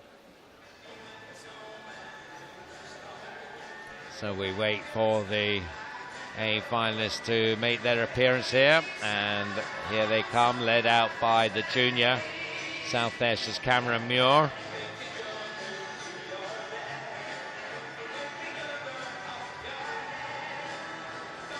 Some nice tweets coming in. Duncan, one there from Andrew Hunter, liking the tweet there about breaking his Scottish record in senior freestyle to his ex-teammate Robbie Rennick. Cameron Muir, South Ayrshire, is the swimmer in 8. In 7, Benedict Tortolano, University of Stirling. 6, Tobermory Mackay, champion from Perth City. He's getting a good hand from the crowd. Lane 5, Kieran Preston of Edinburgh University. He had a pretty nice heat swim this morning, second fastest. Behind this man, Ross Murdoch, University of Stirling, very much you'd think the favourite. Daniel Lim of Warrender in lane 3, Baston Carts of Lambs in 2, and Joel O'Halloran of Derwent in 1. So Ross Murdoch 2:11.73 this morning. Did a 2:06 at the British University short course, so we'll see whether he can replicate or improve on that tonight.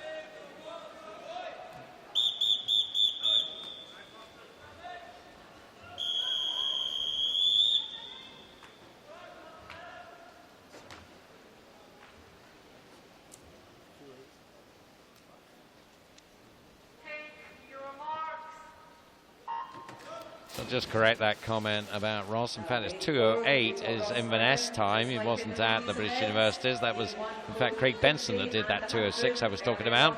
He's other things on his mind this weekend. One of the Jewel in the Pool team members.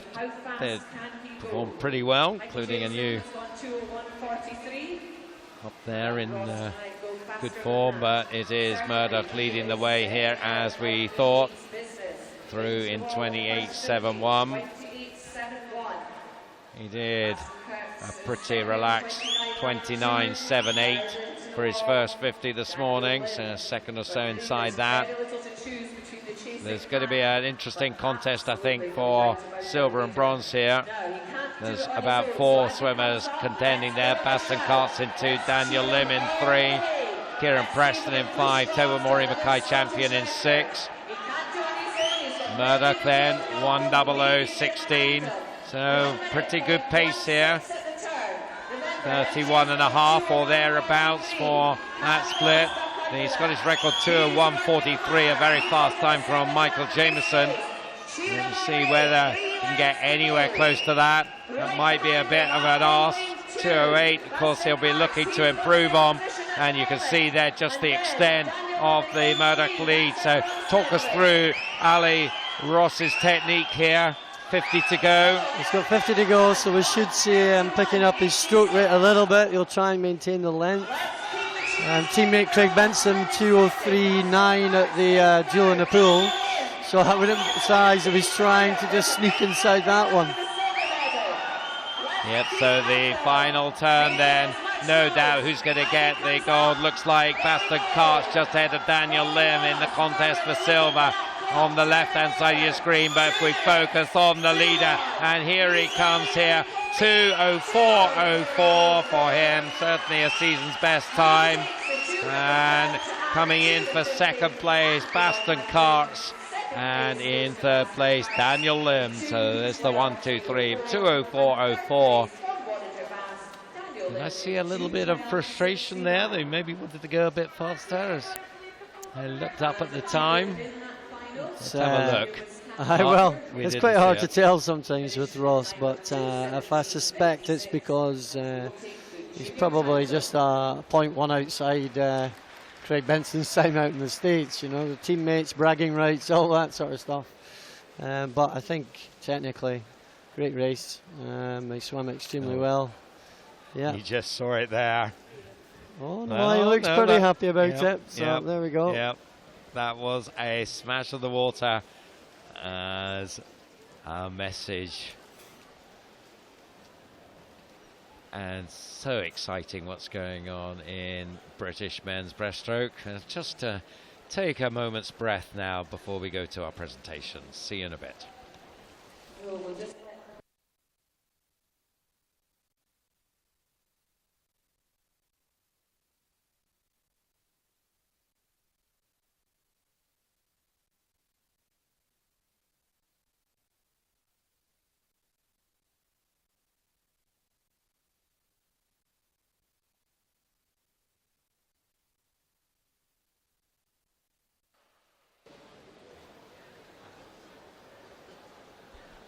So, welcome back, and you're in good time for our presentations before we go to our 4x100 freestyle relays. The women up first.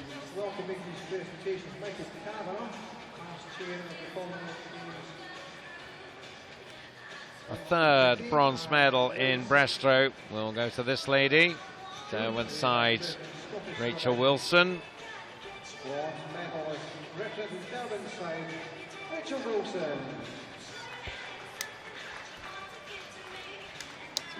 Been great to have the teams from the northeast of England making their way up. Yep, Duncan, it's great to see the commitment of the northeast clubs coming up. I'm delighted to have them here in Edinburgh for the Short Course Championships. Orla Adams there, second time on the podium tonight. Silver to add to that 400 IM gold. A good night's work from her. And 3 golds out of 3 for Catherine Johnson,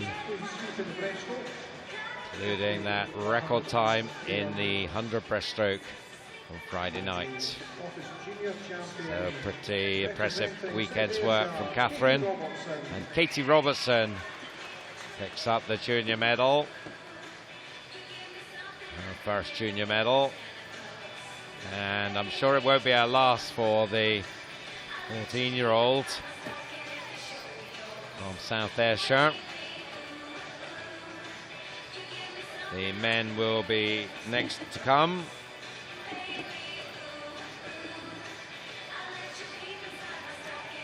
Just waiting for them to settle themselves, make themselves respectable. Hashtag Scott NSC15. Give us your thoughts on this final day's racing and the 3 days as a whole. There's been some super stuff. There's been some good tweets coming through. Both the previous record holders have been on the tweet mobile. Caitlin McClatchy and Andy Hunter congratulating the swimmers who have taken those records from them. So the bronze medalist there, Daniel Lim of Warrender. Silver, Baston Karts from Blams. And the gold medalist that time, 2:04.04, completing the breaststroke hat trick University of Stirling's Ross Murdoch. And the Scottish Junior Champion representing South Ayrshire, Cameron Muir. Junior champion, South Ayrshire's Cameron Muir. I think he's got a clean sweep of breaststroke junior medals. A good meet from him. South Ayrshire dominating the juniors on breaststroke, with Erin and Katie Robertson on the girls' side and Cameron on the boys' side. So good stuff under Byron Sterica. Just looking at the tweets there, Duncan, one in from University of Stirling there, saying that that swim by Ryan Bennett was officially his last individual swim of his career. So what a way to finish for him. Oh, that's breaking news there. And as you say, showed those technical skills that he's had for so long, particularly in the short course racing season. But we're into the women's 400 freestyle now. So this should be a good way to finish. We've got 4 heats in the women's event. Hearts B team in 3, St Thomas in 4, and Orkney in 5. And leading off for Arbroath St Thomas, Sophie Smith, the 14-year-old youth squad member, 27.94, and she's got a pretty healthy early lead here. So Arbroath St Thomas, not the largest of clubs, so they're certainly playing probably their strongest card up front here with Sophie. So she'll want to open up a big lead to give to her teammates, and she's doing that pretty well here. Also gives her a chance, of course, for a lead-off swim that will count in the rankings. 58.38 for her. She had a couple of DQs in individual events, which I know she was very upset about earlier in the week, so that one I think perhaps just eliminating some of those demons today. Niamh Bailey now on the second leg for them. Orkney's Molly Blance, and for Hearts it's Beth Gill. Those two very well matched, as Niamh Bailey looking to protect this good St Thomas lead. It's around 6-7 metres here. Still nothing in it between the Orcadians and the Heart of Midlothian swimmers.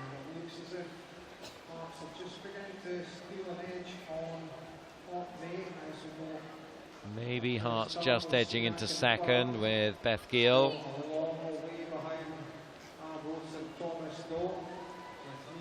But, well, St Thomas still have a pretty big lead here at the halfway point, 2:02.32. Hannah Cool is on the third leg. Ellie Riley for Hearts, Mia McAllister for Orkney. All these teams, pretty young teams. The St Thomas team is a mixture of 13 and 14-year-olds. Hearts 12 to 14, and Orkney a little bit older, 15s and 16s. So St Thomas still have that lead given to them in the first leg by Sophie Smith. There's other two teams not making any inroads really here. Nice close-up shots there to treasure if you're in Arbroath. Looks like Orkney now are back into second place. The lead has shrunk a little bit on this third leg. So see whether St Thomas can see it through. 3:06.60 with 100 to go. On the anchor leg is Elle McMillan.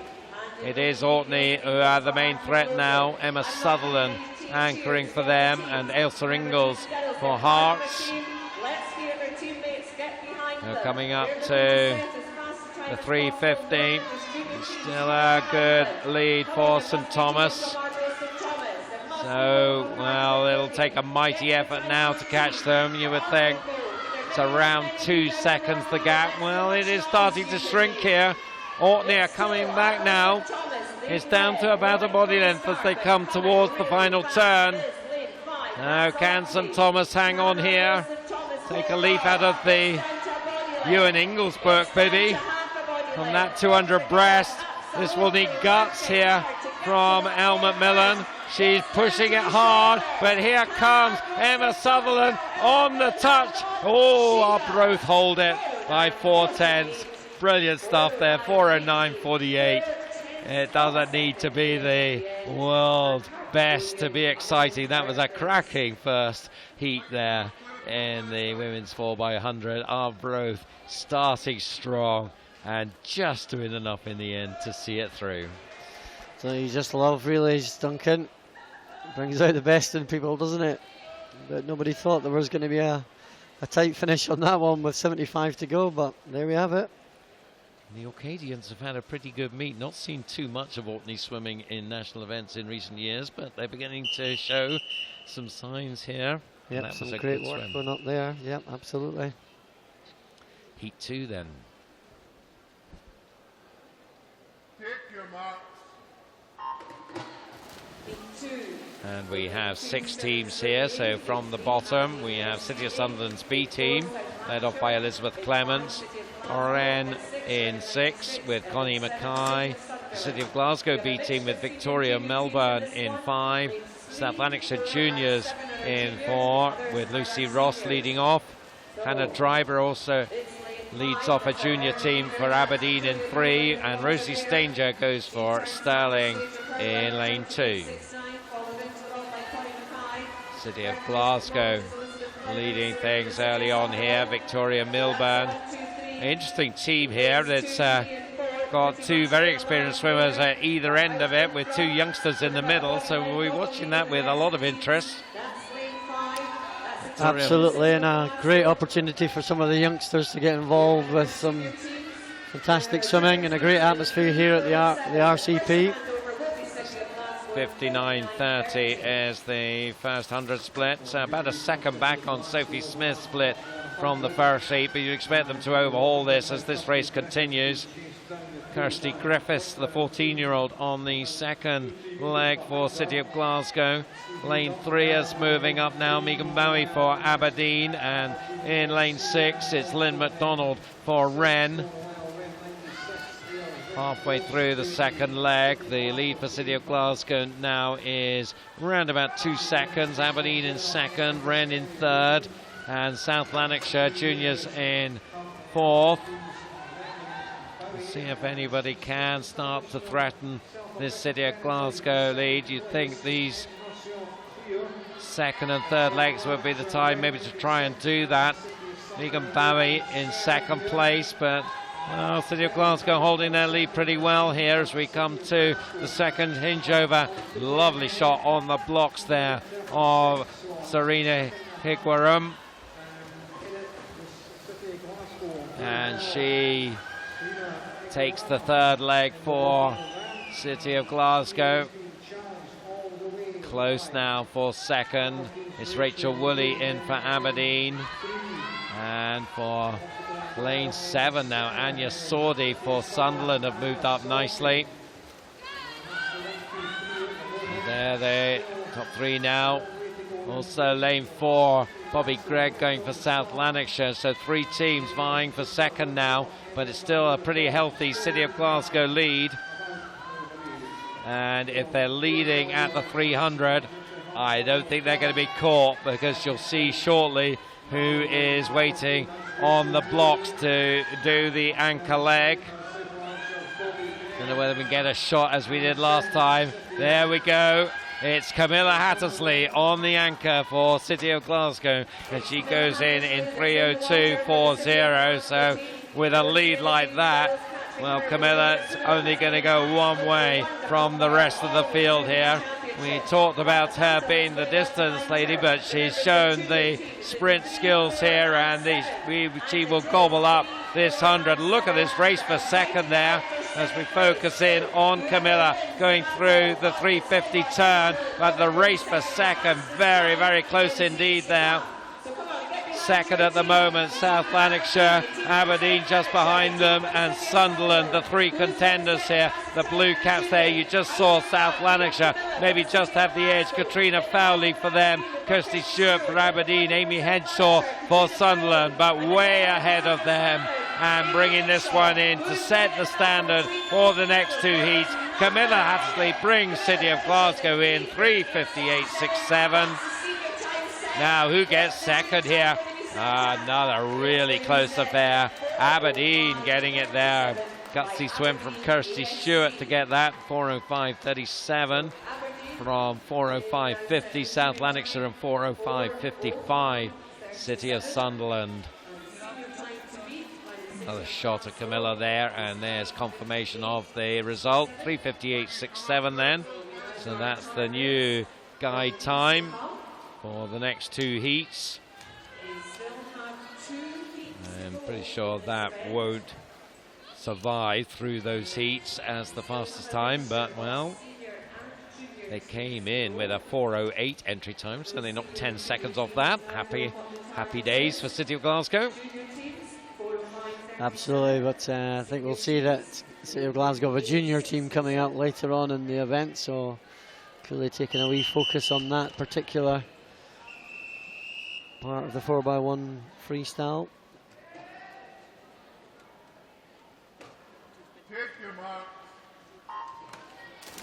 So heat 3, one more after this. In lane 8 at the bottom of your screen, City of Aberdeen Juniors, led off by Alice Alcaraz. Warrender junior team with Ellie Neal in 7. Another junior team from South Ayrshire, Katie Robertson leading off for them. Meg Finnan for South Lanarkshire in 5. University of Stirling B team going in 4 with Danielle Huskisson. Shannon Patterson for West Lothian in 3. A Hearts junior team led off by Anna McFarlane in 2. And Perth with Emily Horn leading off, and leading off pretty well in lane 1. They have the lead, Emily Horn, by about a body length right up at the top of your screen there in the red caps. So through the 75 metres, the teams in the middle of the pool well matched here. Danielle Huskisson, Meg Finnan, Katie Robertson, and just behind them Shannon Patterson for West Lothian. Shot there at the second South Lanarkshire swimmer. That's Jennifer King going into the water, but she's behind Perth with Kirsty Pitts on the second leg. Lane 4 for Stirling University B team, Julie Hunter. And she is closing in on Perth now. Emma Govan for West Lothian is in the hunt. Just behind there, Megan Niven for South Ayrshire. But it looks like we've got new leaders, we do, and it is the University of Stirling B team. Maybe a surprise to see them in Heat 3 rather than the final heat. Of course, not the A team still to come, but the B team showing what they can do, and they'll be looking to set the standard time for the final heat. Three-way contest now for second. Perth, West Lothian and South Lanarkshire all well matched behind University of Stirling B. We see their third swimmer going off there, the split 1:55.37. Emily Grant it is in the water for now for University of Stirling. It's West Lothian now in second after a good second leg from Emma Govan. She's handed over to Natalie Lees. And in lane 5 for South Lanarkshire it's Robin Patrick. And for Perth it's Abigail Queen in lane 1.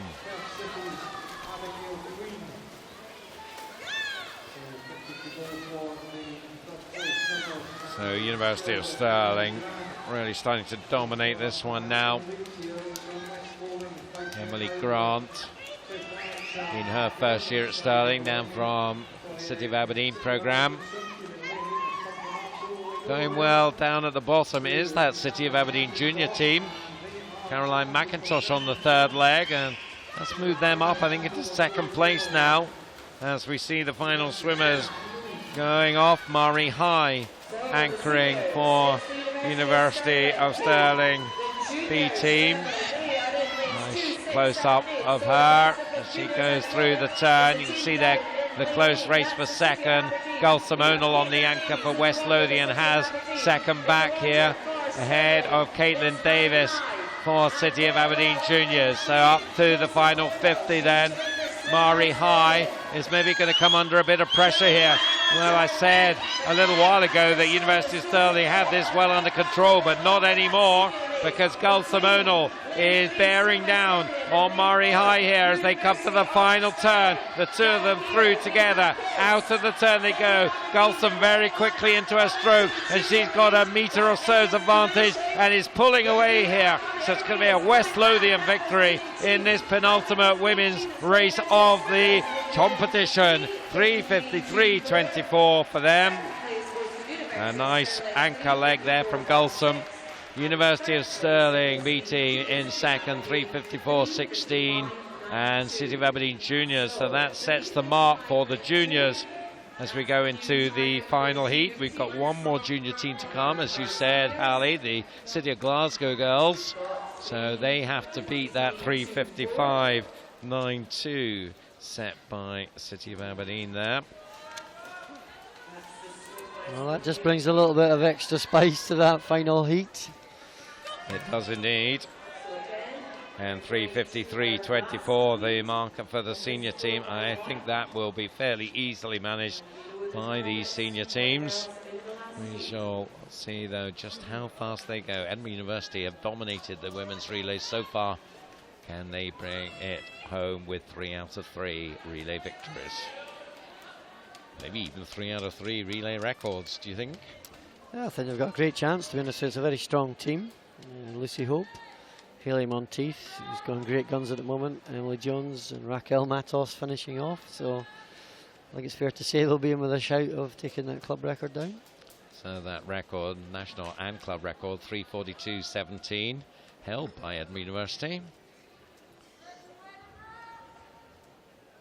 So they'll be looking to try and improve on that mark. And of course take the record from some of their colleagues. Absolutely. It's averaging, what, 56 points, something like that. So I think they've got a team that's capable of that. And just a little pause before we get underway, but the whistle goes now, so we'll be getting underway right now.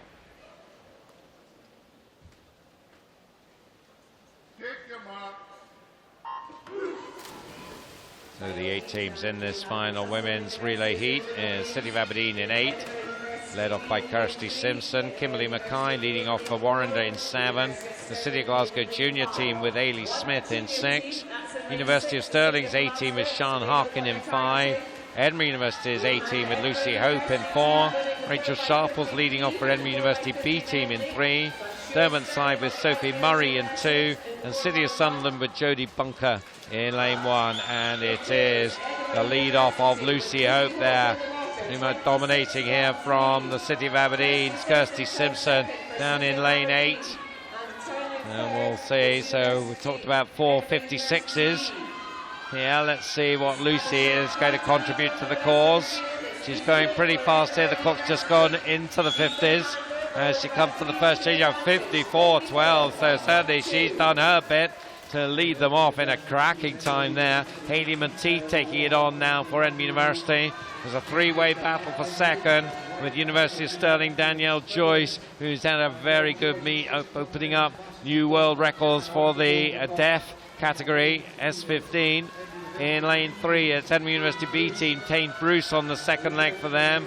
And City of Aberdeen's Ailey Duffy in lane 8, but well, this is looking very much like the Edinburgh University show here, as Hayley Monteith is showing a lot of improvement in freestyle swimming in the last year since she moved down to Edinburgh, and she has got about 5 meters advantage over Stirling's Danny Joyce and then Tane Bruce for the University of Edinburgh. So that's how it looks at halfway, 1:49.71. So that was around a 55.6 there for the second leg. So very much on target at the moment with Emily Jones on the third leg.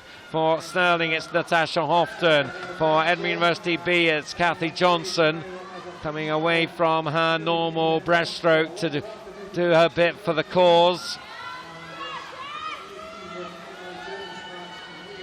Halfway through the third leg then, there's still around a 5 meter advantage for Edinburgh University A team from University of Stirling and Edinburgh University B. So they are now very much the 3 contenders for the medals. You can see there in lane 6 there, that City of Glasgow junior team. Remember the time they have to beat, 3:55.92 for the junior medal, as we see Raquel Matos go there, 2:45.59 there, so just under the 56 for the third leg. So it looks like they're on track here. 3:42.17, remember, is where that record stands, and I think you put your house on this one now, barring something very dramatic for Raquel Matos to bring this one home. Coming up 50 meters to go. She goes through 3:11.76, so that was around a 26 and a bit second first 50. There's a good race going on for second here. Mary-Kate McDowell anchoring for University of Stirling against Samantha Caulfield for the Edinburgh B team. That's a race that's going to go the distance, I think, but let's concentrate now on this Edinburgh University A team. 10 meters to go. That time that they have to beat, 3:42.17. It's getting pretty close here, and they get it, 3:41.90, and that is a new Scottish record.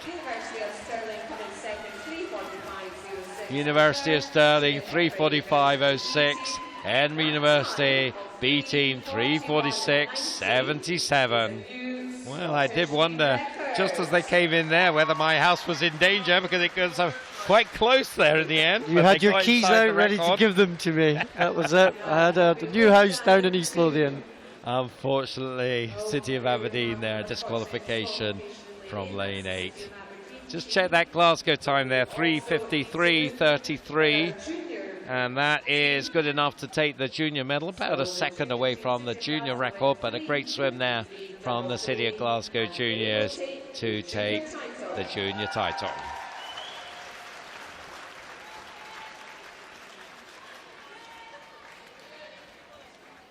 That opening 100 there, Duncan, 54.1 from Lucy Hope, would have comfortably won the individual 100 freestyle, and that's, you know, it's an excellent swim from Lucy. Made some great strides so far in this early part of the season.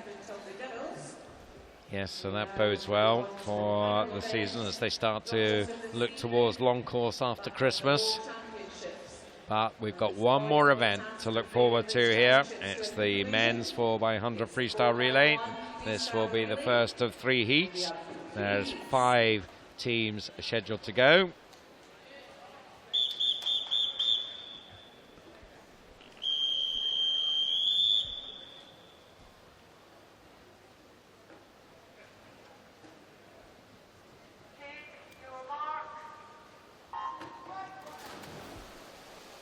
So away we go with the first of those 3 heats. South Lanarkshire Junior go in lane 6, led off by Keir Buchanan. Hearts with James Lauder in 5. South Ayrshire Junior team with Josh Mitchell in 4. Stirling with David Hughes in 3. And Conor McNeil leading off for Ren 96 in lane 2. Conor off to a good start, but so is James Lauder, and he leads halfway through the first leg, 25.62. Up by 4/10 from Wren in second, and Stirling in third, another 2/10 back. So they're the early leaders here. Hearts leading things about a body length up. Maybe a little more than that now. So James Lauder doing his best here to give the Hearts team a great start. 53.57, very respectable time on the first 100. He hands over to Cameron Finlayson. Strong butterfly swimmer, but good freestyler as well. Stirling have now edged into second place. Logan Eason on the second leg for them against Kyle Prinz for Wren. Showing that Hearts lead there, around 6-7 meters now. Cameron Finlayson working hard through this final turn and continuing to build the Hearts lead. Stirling now have about a body length from South Ayrshire, who moved up into third. We see there Jamie Waller going off for the third leg, 1:45.78. So around a 52 for Cameron Finlayson. Very good second leg. And this Hearts lead is pretty substantial now. Sterling and South Ayrshire having a good contest for second.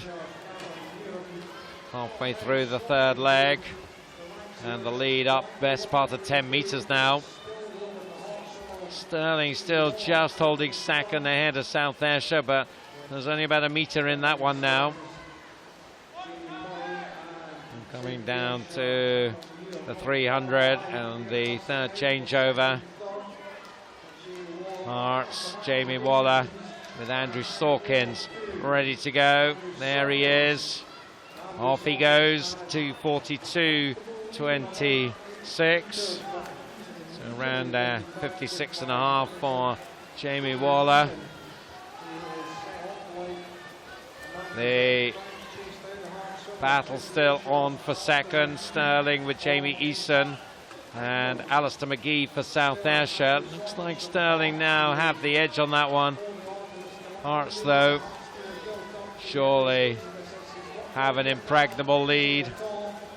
And Andrew Sawkins is not going to give it up, I don't think.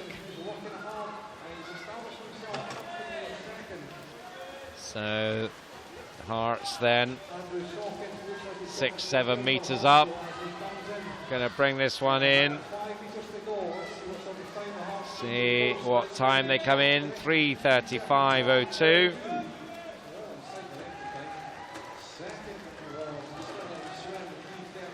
$3:39.10. And let's just check that. 3:39.19 Sterling second place, and South Ayrshire third, 3:41.08. There we see Andrew Sawkins bringing it in for a Hearts victory, 3:35.02.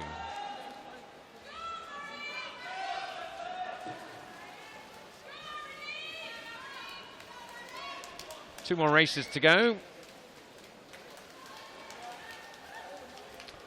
After our relay presentations, we'll have a number of special presentations to make for their top performances across the 3 days competition, and the top club award, which is always keenly contested as well. So that will be decided, because these relays could have an important bearing on that.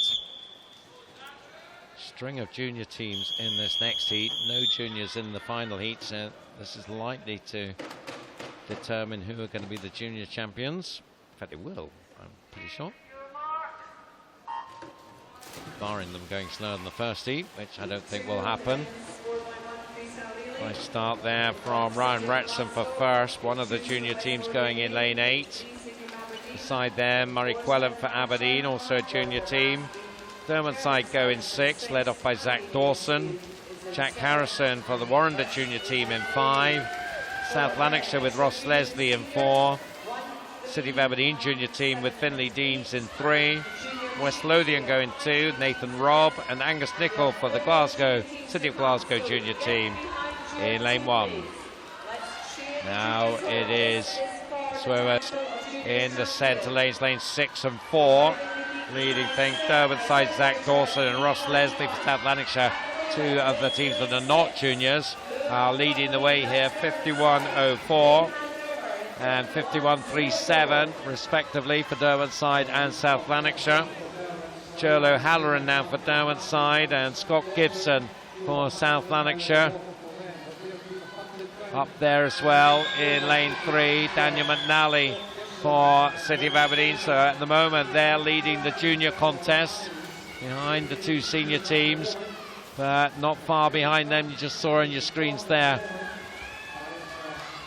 First Mark Elric and Aberdeen's Innes McMillan battling away, but it's Derwentsside lead the way by quite a bit now, about 4 or 5 metres from City of Aberdeen, who are moving up well alongside South Lanarkshire, and then behind them first in lane 8.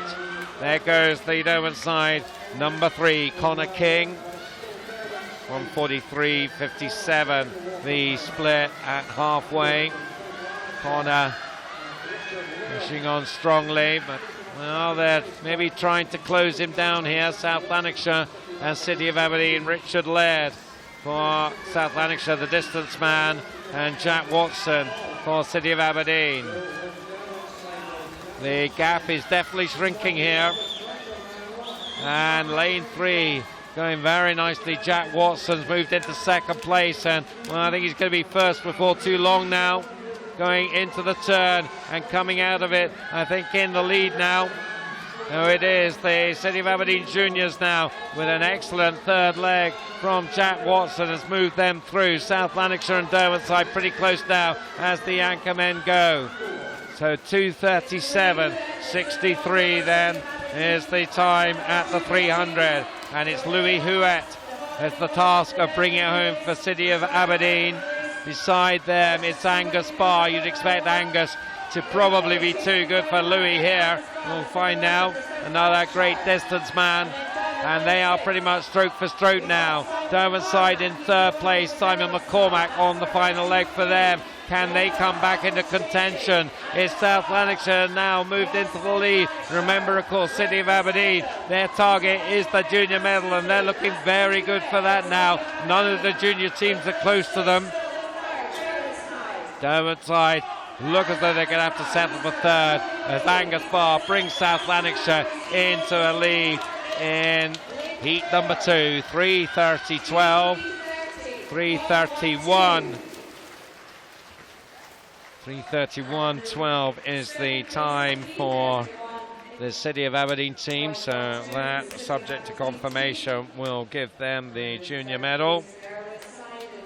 Derwentshire third there, 3:33.45. That's a great effort from the City of Aberdeen junior team there. They'll be delighted up there at ASV.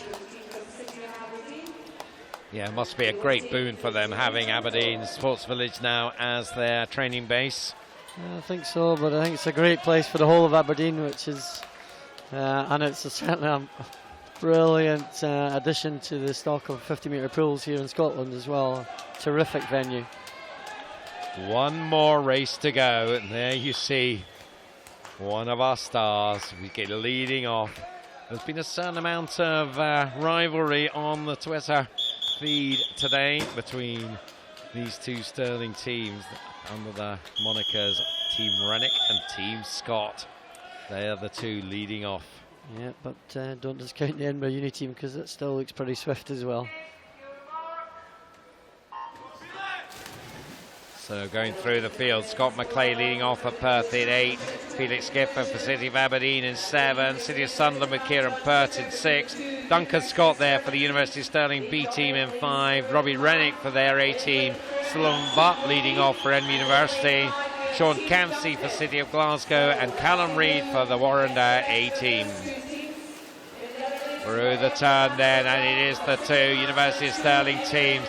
Scott against Rennick here, where we saw Robbie Rennick's form earlier on. That super swim in the 200. About half a metre up. Just keep an eye on the split here, because this is going to be very, very fast here. And it is 47.37. That looks like he may have just ducked under Robbie's record from yesterday in that opening leg. Fantastic stuff there. And the second swimmers then, Callum Bain for Stirling A team, Craig McLean for the B team. It looks like it's Craig McLean has got the advantage here. Now halfway through, Edinburgh University in third place, David Cumberledge on the second leg for them, but they're quite a long way back at the moment. Fourth place looks to be City of Glasgow with Grant Henderson, although pretty close to them in lane 7 is Stuart McIntosh for City of Aberdeen. But, well, this is looking very much like a Stirling battle here. And the B team at the moment have the advantage by a metre or so. Good second leg from Craig McLean, 1:35.92. Third swimmer there is Martin Moulton. Jack Scott for the A team beside them. Experienced campaigner there in lane 4. Martin Moulton in his first year at Stirling, up from Hatfield, part of the British team that went to the European Games in the summer. and he's got a body length advantage over Jack Scott. Jack's not able at the moment anyway to close that down, so this is looking strong here for the B team. Team Scott against Team Rennick. At the moment the advantage with Team Scott. Has our body length in it still Edinburgh University with Greg Watson in third place. Final swimmers go then, and it is for University of Stirling B team Cameron Brodie against Jordan Hughes for University of Stirling A team. Can Jordan do something about this lead? Third place then still Edinburgh University with Patrick McLachlan, but well, Brodie then, he was on the podium in the 100 freestyle, going through 2:47.16, leads by a second. Hughes then, can he pull this one back in the final 50? Looks like he is making a storming effort here as they come to the final turn then. There's only a metre between them. Brodie looking to hold off Hughes here. What a way to finish our great weekend's competition. It's getting closer and closer here as they come in. 3:12.85 is the time. It smashes the Scottish record of 3:14.52. The B team also inside that record, of course, Scottish club record, not all of them Scots. So Scottish club record there, 3:12.85, 3:13.23. What a brilliant way to finish the race. Edinburgh University take the bronze, 3:19.13. Absolutely tremendous racing there. Well, crowd absolutely loved that one, on their feet at the end. And Cameron Brodie's had a pretty chunky number of events over the weekend. He was hanging on in that last 10 metres, and Jordan Hughes just not giving it at the end, giving it absolutely everything and not quite managing to overhaul him. But Duncan Scott looking as though he just sneaked under that 100 freestyle Scottish record by Robbie Rennick yesterday, 47.3. That's shifting a wee bit as well. And remember, he's done 400 IM, 200 freestyle, and he's come out for that one as well. Don't you just love relays? Don't you just love relays? A quick advert break. We'll be back very soon for the final sets of presentations.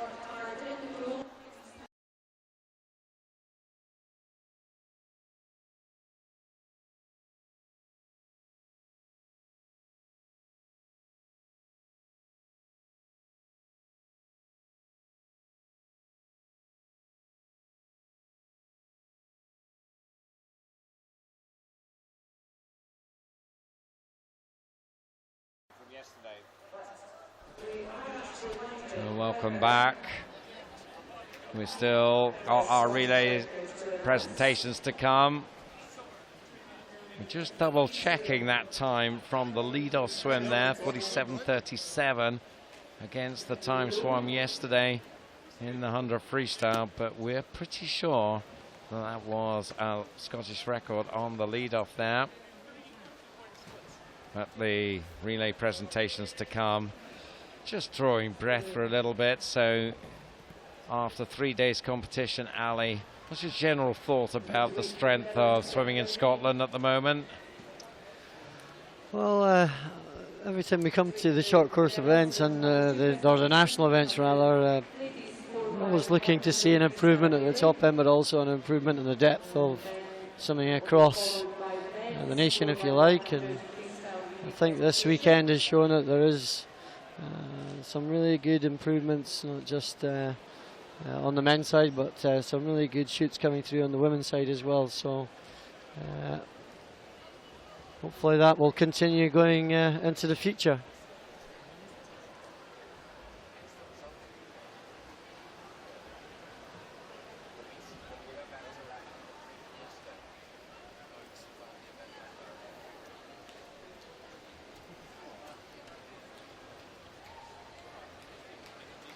So a shot there of a debrief from the South Lanarkshire head coach Andy Figgins, looking at his team, giving them a critique on their relay swim. Looks like there's some serious conversation going on there. It was a pretty storming swim that they put in, winning the penultimate heat 3:30.12.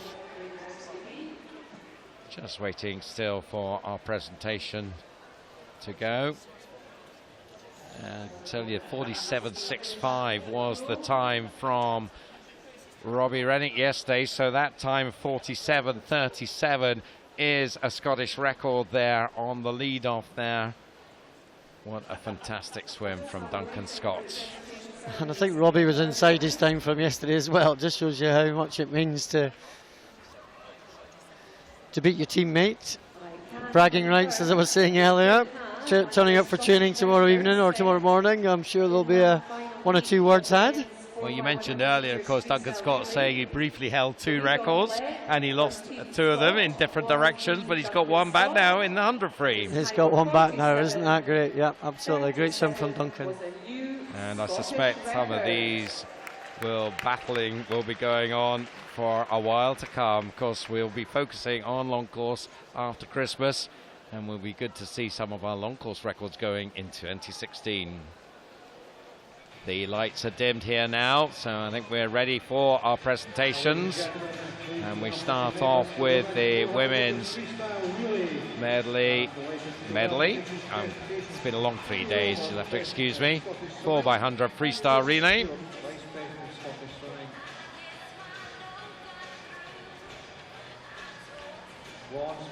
Strong showing of red on the podium now as the Edinburgh University B team pick up their bronze medals.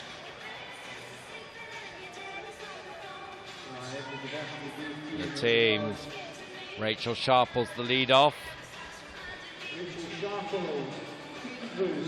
Tane Bruce did the second leg. That's Kathy Johnson who did the third leg. That's Tane, second leg swimmer, and the anchor Samantha Caulfield. Silver medalist, University of Stirling.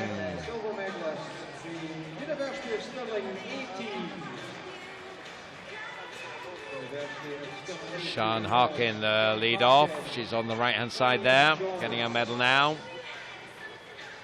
Danielle Joyce. Natasha Houghton and Mary Kate McDowell.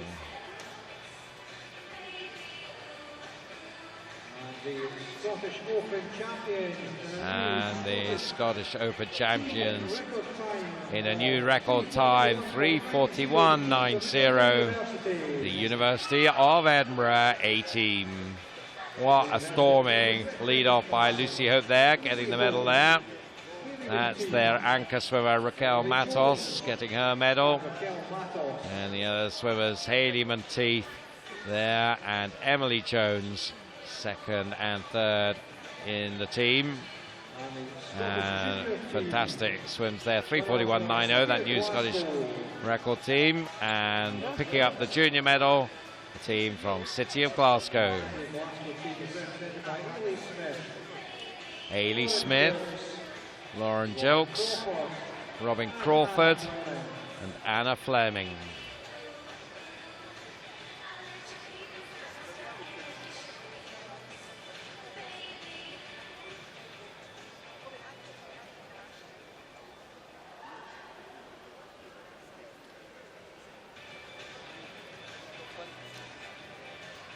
Ian Wright there, the City of Glasgow head coach, recording that moment for posterity.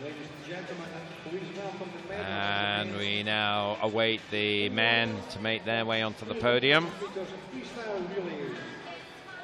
Set after this, there are a number of special presentations. Done. What? Okay.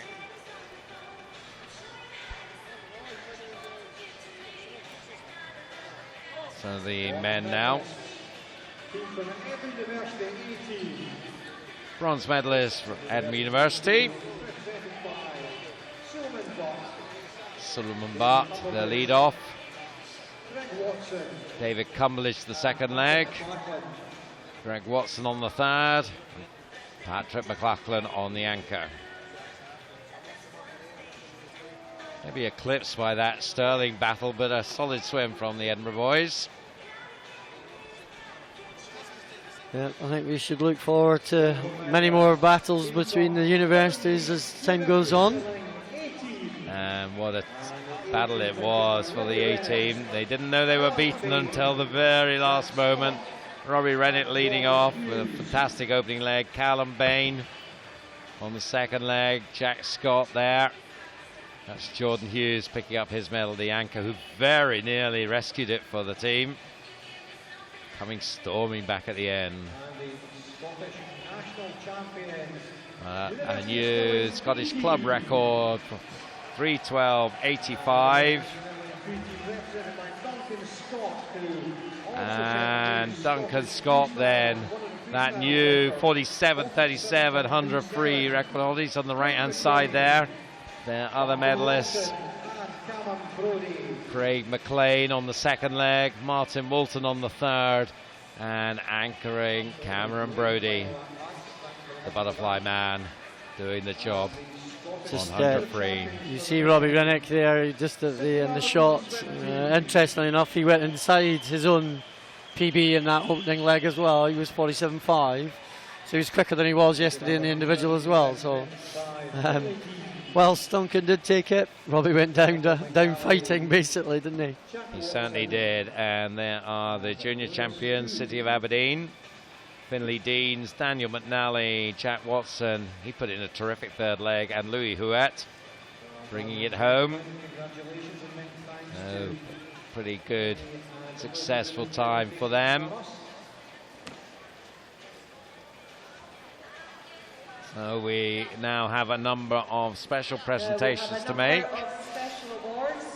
Just as we wait for these ones, Duncan, just a quick shout out. Next season, the Olympic trials at Tallcross. If you love swimming, get yourself down there to support the swimmers and trying to qualify for Team GB for the Olympics. Would be absolutely awesome. Yeah, I think it's going to be pretty tough to make that team on a number of events. So it's going to be very, very exciting. There's going to be some really tight contests.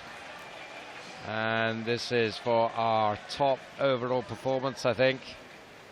And it's that man.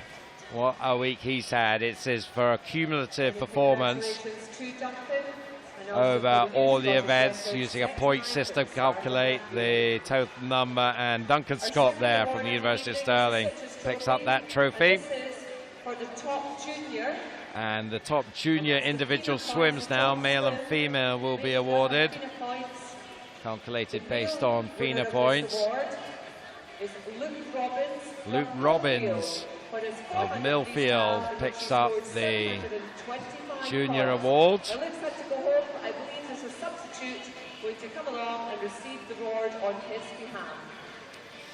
A great effort that was from Luke Robbins in the 400 freestyle. I'm sure they'll be delighted down in Millfield. As well, and that was for his swim in the 400 freestyle. Substitute picking up his award. For her swim in the 200 individual medley, scoring 796 points, and that was Chanel Snedden for her individual medley swim. Picks the trophy up, and again a substitute picking up the award there from the first team. 200 IM set a new Scottish junior record. Our final individual awards for the evening are the Aberdeen 200 The awards. senior individual awards are up next. Again, based on FINA points, top male and top female performance. Based on FINA points, as I said. And it's the 200 breaststroke. Guess who? University of Stirling's Ross Murdoch. And he is here in person to pick up his award. Capping off 3 brilliant breaststroke swims. And you can get to see him in Glasgow in the British trials for Rio. April, Ali? Yeah, April, it's going to be extremely exciting. Once every 4 years we focus in on the Olympics. And Any dreams are made. Camilla Hattersley picking up the top women award. And that was for her swim in the 400 freestyle. Excellent swim there. One of a number of excellent swims, in fact, from Camilla, including that 200 today. We're running through the top 10 teams at the moment. I can tell you City of Aberdeen was 6th. 5 were City of Glasgow. 5 were Warren de Bath, in fact. City of Glasgow were 4. The Vlaamse team from Flanders were 3rd. The runners-up, Edinburgh University, at the top club. I guess no surprise here, particularly with their dominating men's relay performances. It's the University of Stirling, and they are making their way up en masse to the podium area. This is our last piece of action. So as we celebrate the University of Stirling's excellent performances, capped off beautifully at that relay at the end. Just to say thank you to you, Ali, for your support this evening. Thanks very much to Sarah Eaglesham for her contributions on Friday and Saturday nights. I've very much enjoyed working with both Ali and Sarah. There they are, celebrating the University of Stirling. That's just about it now from the Royal Commonwealth Pool, our final piece of swimming action in 2015, and what a great 3 days it's been. On behalf of Scottish Swimming and QTV Sports, it's time for the final time to say a very good night to you. We look forward to seeing you shortly in a future stream. But for now, from Duncan McKinnell and Ali White, we wish you good night. Many thanks to all